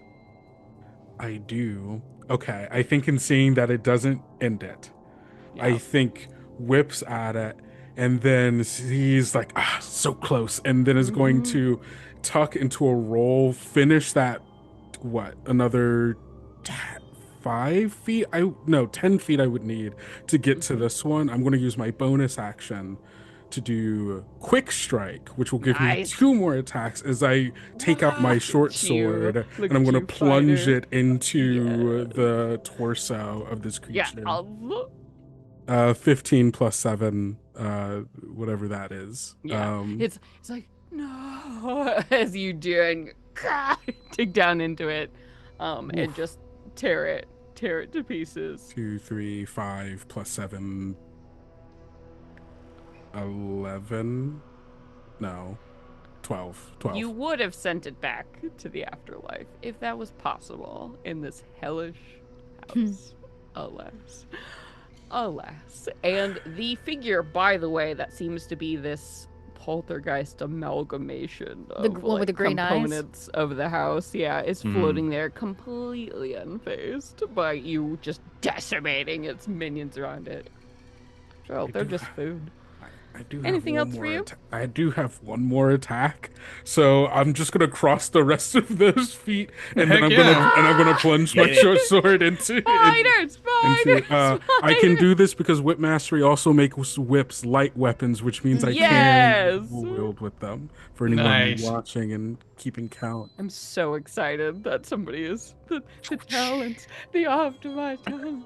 And where do you find Whip Mastery? Secret Whip Mastery, you eight- find Whip Mastery in Player's Guide 2, Heck right yeah. next to the Player's Guide bladed 2.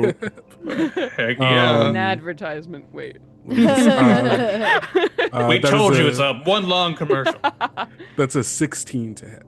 A 16 to hit the main guy. A 16 will hit.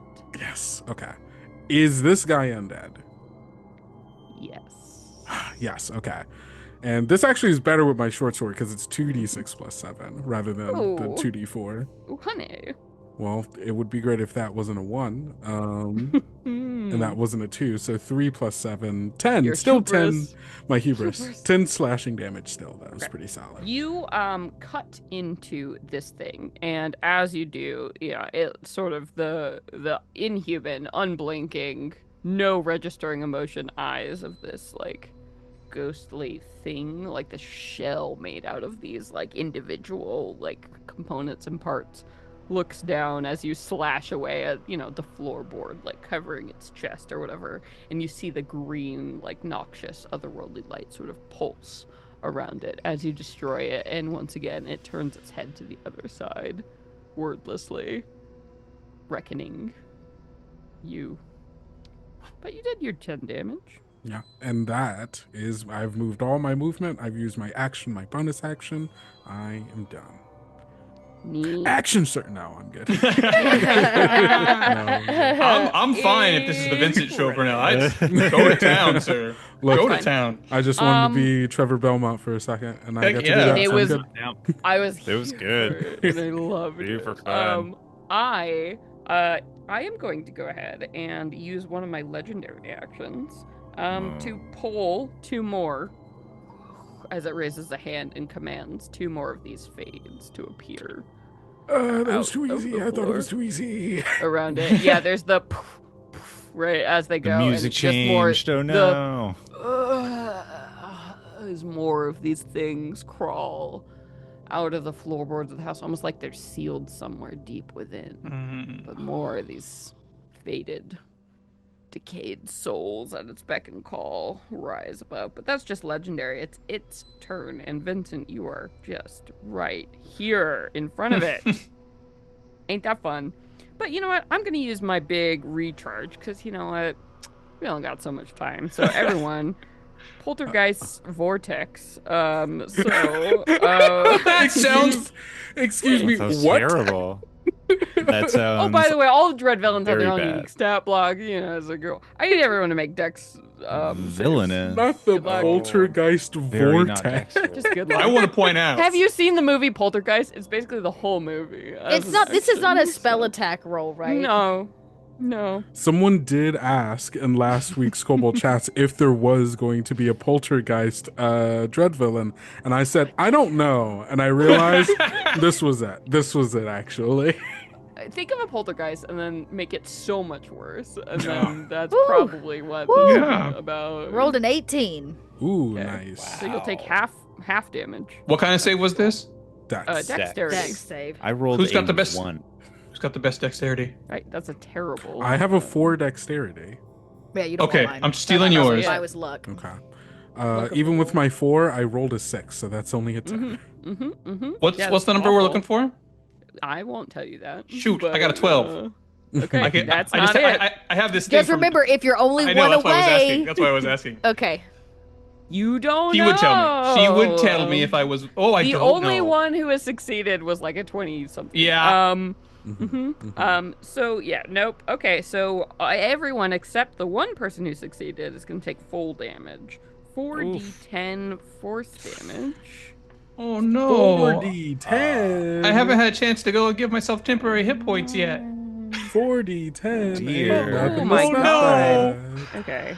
This is real Well, bad. 17 plus 9. So yeah, 26 force damage. at. Hey, I hate that. And you fall prone. So Okay. On the 26, ground. mine's halved. Yep, so 13 for you. 13. Force damage, and you're not prone. So Pyrell, ironically, is the only corpse left standing. Yeah, I like take the blow and my body like jiggle wiggles, like you know, and I somehow manage to stay on my feet. Most of my hit Almost. points are gone. Yeah, that almost did half of my hit point. It did over Oh, half you of my guys hit are That was points. Oh, exactly no, oh, half no. of my hit points. And as my bonus action, Yeah. I'm gonna use Nah. Spectral Swarm to command my fades, any 4 fades within 30 feet of me, to move and attack. So here we go. These like draining monster thing. I think it's only fair that they both attack Vincent. Is anyone else? Well, you know? so I see why you might think that. And like I understand the like Yeah. thought process behind We it. got, But, yeah. but if if anyone Vincent, if would I be call your name willing right now, to, will you come to where I'm standing and be away from them? no, that was less of a mechanical thing and more of a Vincent would come to you. Oh, Vincent will come Yeah. save me. Yeah. Okay. So You know what? No, um, I'm feeling No, no, no. generous. Hey, no, no, One no. will Hey. go to Vincent. One will go to Pyrell, who's the only person standing not on the Standing on my feet. ground. Yeah. By Yeah. the way, Mm. so Oh, yeah. Vincent, you're about to have a bad day because this Yeah. thing has advantage. but what if they use like a ranged attack instead? Just for like, you know. Well, they're not going to because they're ghosts. Literally don't have ranged attacks. They could shoot Here we go. ectoplasm or something, I guess. I don't As know. this thing globs over you, like slops over you, like an ooze undead ghost is sort of the vibe. It's horrible. It's horrible. It's the worst thing that's ever happened, and it will be how much with advantage? Oh yeah. Will 17 hit you? Oh, Yes, yeah. it Mhm. will. Okay. It will. So it crawls over you, Vincent, as this happens with its draining touch, as you feel it it's trying to drink the life out of you. Just any spark of soul it can get in this depraved place. It's been so long, just anything. As you take necrotic damage. Here we go. Let me roll. See how much. Ooh, okay. That'll be 7 necrotic damage as you feel it's sloughing the life off you, drinking it like a barren, desperate thing. Just anything to feel alive for even a second. I think as it's like doing that, I think there's parts of Vincent that feel it oozing and the like pain and torment of this thing oozing into their own memories. Feel familiar. And there's this like kind of pain, this torment of like understanding where that is, but then also a remembering of where I need to be now in order to fix this, and I'm going to last stand. When I would take damage that would reduce my hit points to less than half my max, which this one definitely did, you can use I can use my reaction to spend hit dice up to a number equal to my proficiency bonus. And so I am going to my proficiency bonus is 3. I have 7 hit die. I'm at 27 hit points. It's a one-shot spend. Yeah, I'm gonna spend 3. We're almost done. We've got 15 minutes. Yeah. I gotta bangarang if we ever get to my turn. So okay, never gonna get to it. 7. That's plus 15. We will. We'll all get a turn. 19. Well, yeah, we'll get to it. I get 19 hit points back, and then that's my reaction. Hell yeah! All right, cool. Oh, wow. And then the fade coming at our girls in one. Yeah. Here you go. Fade, coming at you. 11? Will that hit Pyrella's Actually, I think AC? that does actually hit my AC because she just, standing there. Claws at you, and you feel it trying to drain away the semblance you have within you. That's what it's after. It's the soul. That's what these things want. That's what this has been eaten and taken from them. Even in death, their souls are being destroyed and fed upon.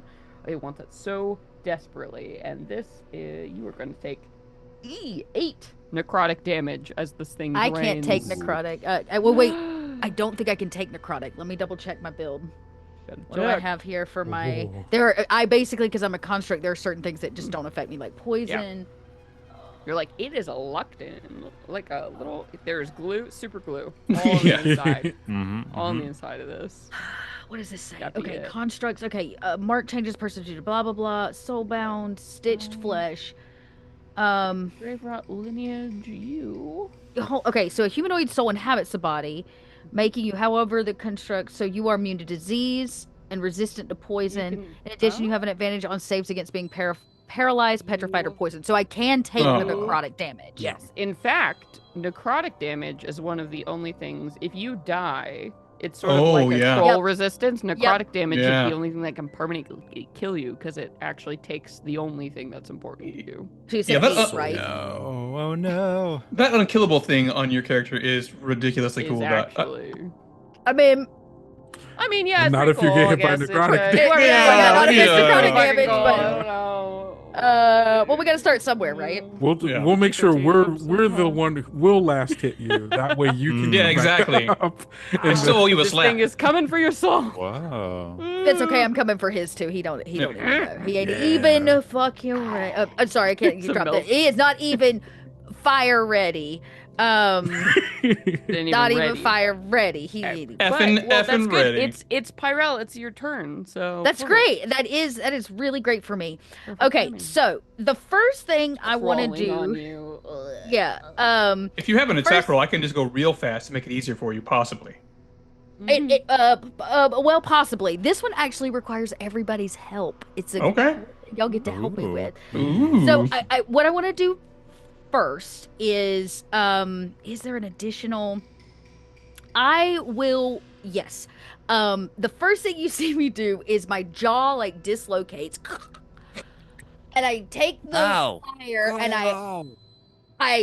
I gullet it straight down the gullet until I can close my mouth around it and the fire dissipates, and it gets really dark because that was the source of light, like in the room, and it goes really dark. And then I'm going to use fire under the tongue, but I'm going to use this actually as a bonus action based on him having stepped into my light. Yep. Right, which gives me a free bonus action because he stepped into my soul light. So I'm going to do this spell, and then I'm going to do the big boy spell where I need everybody's help. Nice. Okay. And so in the darkness, then all of a sudden, like a dragon spitting fire, she like projectile vomits fire on this man, or this thing, I should say. I'm sorry, it's really not a man.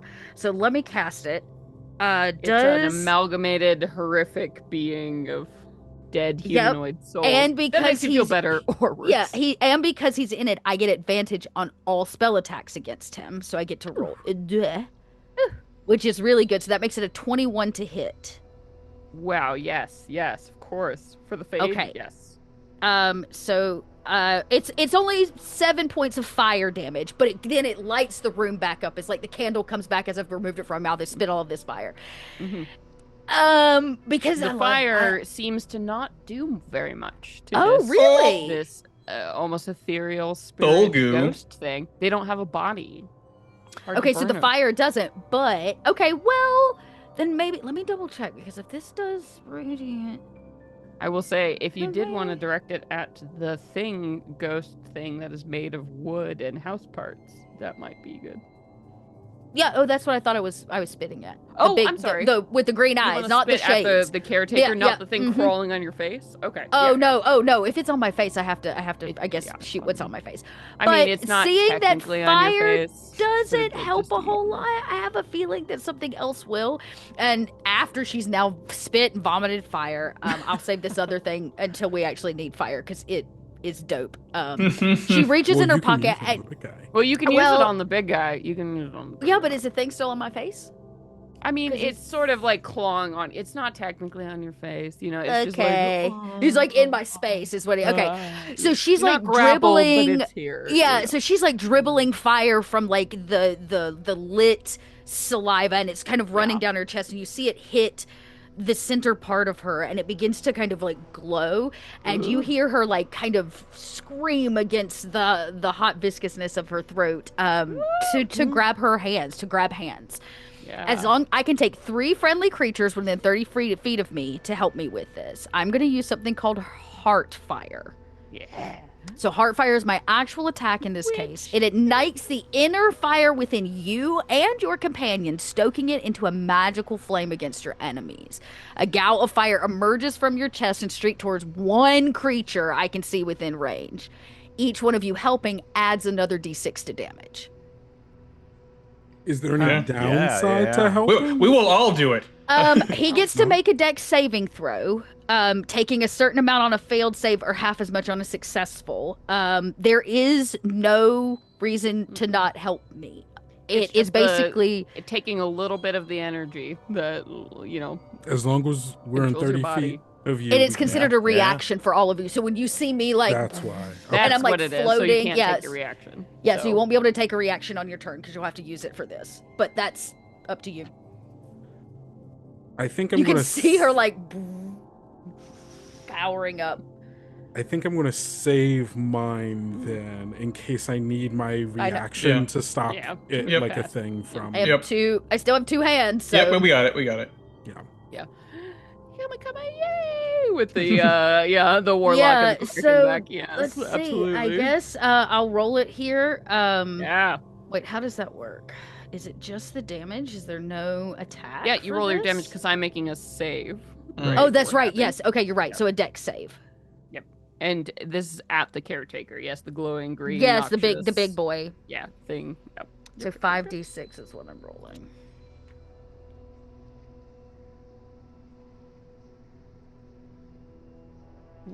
Okay. 5d6. Oof. So I will cast that. I'm gonna cast it. You know what? I'm gonna go all in. I'm gonna cast it at a 3rd level. Which then will plus 2 more from the crew. So like scary. Yeah, right. Yeah, that's a lot of damage. Yeah, so you're gonna go ahead and take 20 before I get the other 2 in there. Why Before I this- get the other 2 in there. Before I get the other 2, I'll roll up. Yeah, Okay, now roll notably, unlike pretty much all undead that don't have a body, they're called incorporeal undead, Mhm. which have resistance to fire. This thing seems to be very much burned by it. Because it has Great, an because he awkward takes 28 total. body. Yeah, it has an Yay. So he takes Whatever 28 this is. plus the 7 I did from earlier. As I'm just like, awkward, big old blow. Yeah. The thing in front of you, it's on fire. It's literally on Great, fire. so we You can see it? Pieces Okay, of it awesome. starting to burn, and all of a Um, sudden, it looks slightly concerned. It's hard to tell. It doesn't really have facial. It's like, you know, Yeah. faces like a mask. If you've seen Labyrinth, like where the thing, Uh-huh. you know, with David Bowie, where it's all the mask of like wall parts. That's kind of what this whole thing looks like, right? And it's like, ooh, frowny face. As this well, as long as they happens. can see it, because I was gonna cast daylight, but I decided not to. So I'm glad at least now maybe we can like in the darkness. Oh, it's on there's some fire, general- so yeah, you all yeah, can yeah. kind of see what's going on. Kind of see it. Yeah, you can Okay, see. yeah, that's basically what I can do because I used the bonus action to do the first round of damage. I used the full action for this, and my reaction. I don't really have one, so that's fine. All That's right. it. Naughton, you'll go, and then Krasik, and then that'll be if Uh, you survive. Naughton looks like crap, and so he stands up slowly, pulls himself up, and he has that moment where he looks like you can tell he wants to run. And there's even that moment where like you think he fades out of view for like a half second, but then he raises his hand, and then this kind of green sparkly light surrounds all the bad guys, and then I cast Fairy Fire on everybody. Well, I try to cast Fairy Fire on the remaining people. Yeah. So it's a Dexterity save, DC 15. 15. Yep. A 19 from Oh. our. Ooh. That's just on the die before. Yikes. it Of adds course he the did. Of course he did. Caretaker. Might be on fire, Um, but he's still dexterous. Yes, Well- but the glowing, yes, the fades, these like these acidic, Yeah. strange ghosts light up like the light of dawn, Yep. illuminating their sadness even more, which is kind of Aw. a bummer. I get sad. So I believe you guys have advantage on your attacks against them. Okay, nice. That's great. Ooh, Good. Nice, nice, nice. All right. Anything else? Nope, that's it. Okay. Krasik, come to you. Oof, man. Burning okay. effigy thing of the house. Burning effigy thing. Here. You And know, these there two was a lot glowing, illuminated fades. of. So I was knocked prone Yes, you were by prone. the force attack. So Face down, Krasik very- is gonna. Standing up, action, bonus action. Yeah, free it's action? all your movement, or half your Ah. movement that you would normally get. Half my movement. Okay, So so, 15 so feet of now movement. I'm down to 15 Oh. feet.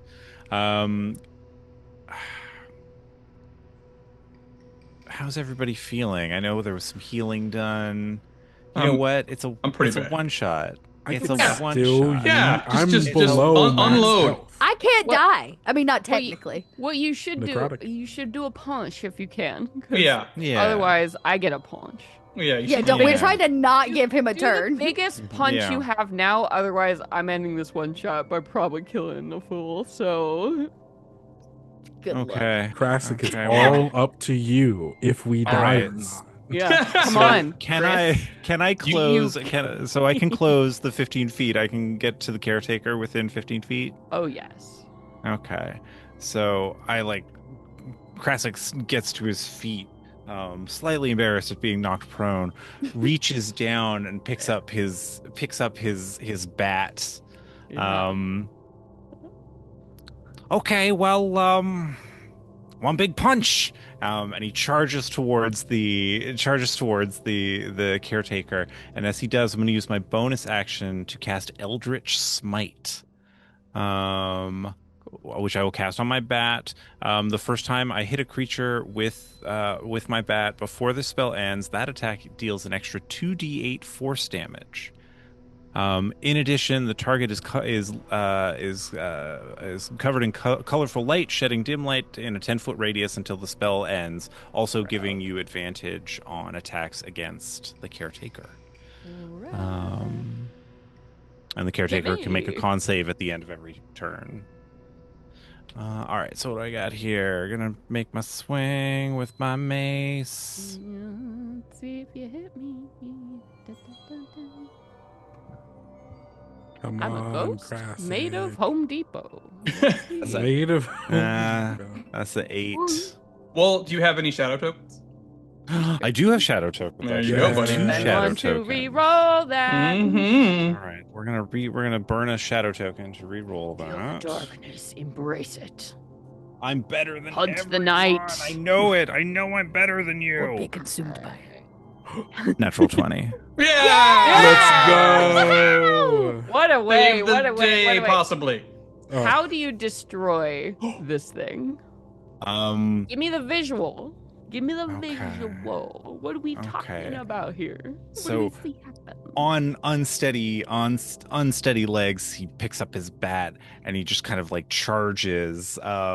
His like little legs pumping those 15 feet, and as he does so, the bat, a ribbon of silver light begins to like coil, running from his hand like all the way up the bat. Glowing like brighter and brighter, and you have to kind of like avert your eyes or like hold your hand up in the last moment, because it seems like he's holding just this ribbon of like pure like starlight in his hands, this like blinding silver light, and he raises his bat and he does a one-handed swing, buries the bat into the this like mass of house parts. Yeah. Seeming to like transfer, the light seems to like transfer from the bat, like flows into the into this dark apparition. Yeah. So yeah, you pulse this thing, and this light, like, and there's the shattering. It's like the blowing up of like a shack, right? Like all the nails Yeah. and boards and like stuff flies outwards and just like lands. And there's this moment of this thing is done. And you see those fades. That one that was still crawling all over you, Pyrel, just sort of melts back now that its master is, seeped back into the ground. It also fades away. And there's this moment where suddenly the room is illuminated, and you see that crack of lightning and 5 spectral figures, just like you saw before on the stairs. They appear around you, 5 of them now. You see one right in the middle, Sister Marceline, who you recognize. 4 others that you don't. 3 look sort of familiar from the painting that you saw before. 1, you're not sure, but they hover there, these spirits in the air, and they look at you with just sorrow. It's almost like there's not time for gratitude. It's something they're waiting, and the impatience of it. And you see a moment where their skin, like, all of a sudden it cracks and fractures like little lightning, and they kind of bleed this black sap as they look at you and begin to fade away. And you see the pieces of this house that you smattered, start to kind of crawl back together and reform this entity like that appears there. And there's the that echoes out as it fades down. It disappears, like sucked into the floor, like it can travel through the walls and floor like no problem. And you may have won the day, or the hour at least, but there's something else you have to do to escape this house. There's 5 people waiting eternally for some help, but it won't be today. Will not. Won't be today. And that's where we're gonna have to end our quest. It's my never God. that easy. Delightful. That was great. So good. That was an awesome moment there. Man, I wish I could just keep playing with you guys all the time. So yeah. Night Hunters. That's great. It's fun. Night Hunter's good. Night Hunter's Yeah. very Night good. Hunter's very fun. All the Night Hunter stuff is very fun. We saw Oh. like 4 rooms of a 40 room. Yeah. Which is good. There's still a lot out there for other people to And explore this took without up us 4 spoiling. hours. Honestly, I would We say didn't what we reveal- really got was we got to see a lot of cool characters Yeah. between Player's Guide Yeah. 2 and Night Hunter's And ca- so player great. options. Y'all like, were that's what we- amazing with yeah. the features, and like that's kind of I'm so happy that Tales of the Valiant has so many like outside combat things that you also can do and benefit from, and Night Hunters as well, because what is horror without investigation, without probing Yeah. into the secrets, and then finally Without somebody confronting, opening a door to you a know? room by themselves. Is it Mhm. really hard? No. Yeah. You guys did great, like learning stuff. Open all the doors. Open all the If you doors. guys have questions, I'll message you. I'm glad the spirit board came in and we got to play Yeah. with like the Yeah, that was cards fun. and stuff. That was really Yeah, cool. that was really good. That was really good. That was give you good some stuff. secret reveals. I took a lot of notes for a one shot. I just want y'all to know that. Yeah, I took same. 3 pages Same. of notes. I'm like, Yeah. I don't know. No, Like, this that name's was If you important. want That to play name's again, important. you just let me know. We know how to reach you. Yeah.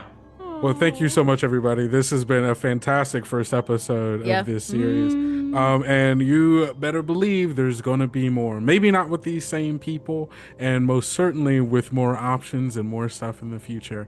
But hey, thank you all so much for being here with us doing this right now. If you haven't already backed Night Hunters, what are you doing? Yeah, what are you doing? Yeah, what are you doing? doing? still Make not me sold? I will Come spit on. fire on you. I will. Exactly. You can find a link to the Night Hunters Kickstarter in the description of this video. Go back it, send it to your friends, send it to your GM, send it to your player, because everybody's going to find something that they're going to like inside this book. That's right. And don't forget to go hit that subscribe button so you can stay up to date on all things Kobold Press. And we will see you next time for whatever it is that we're doing. Bye. Bye.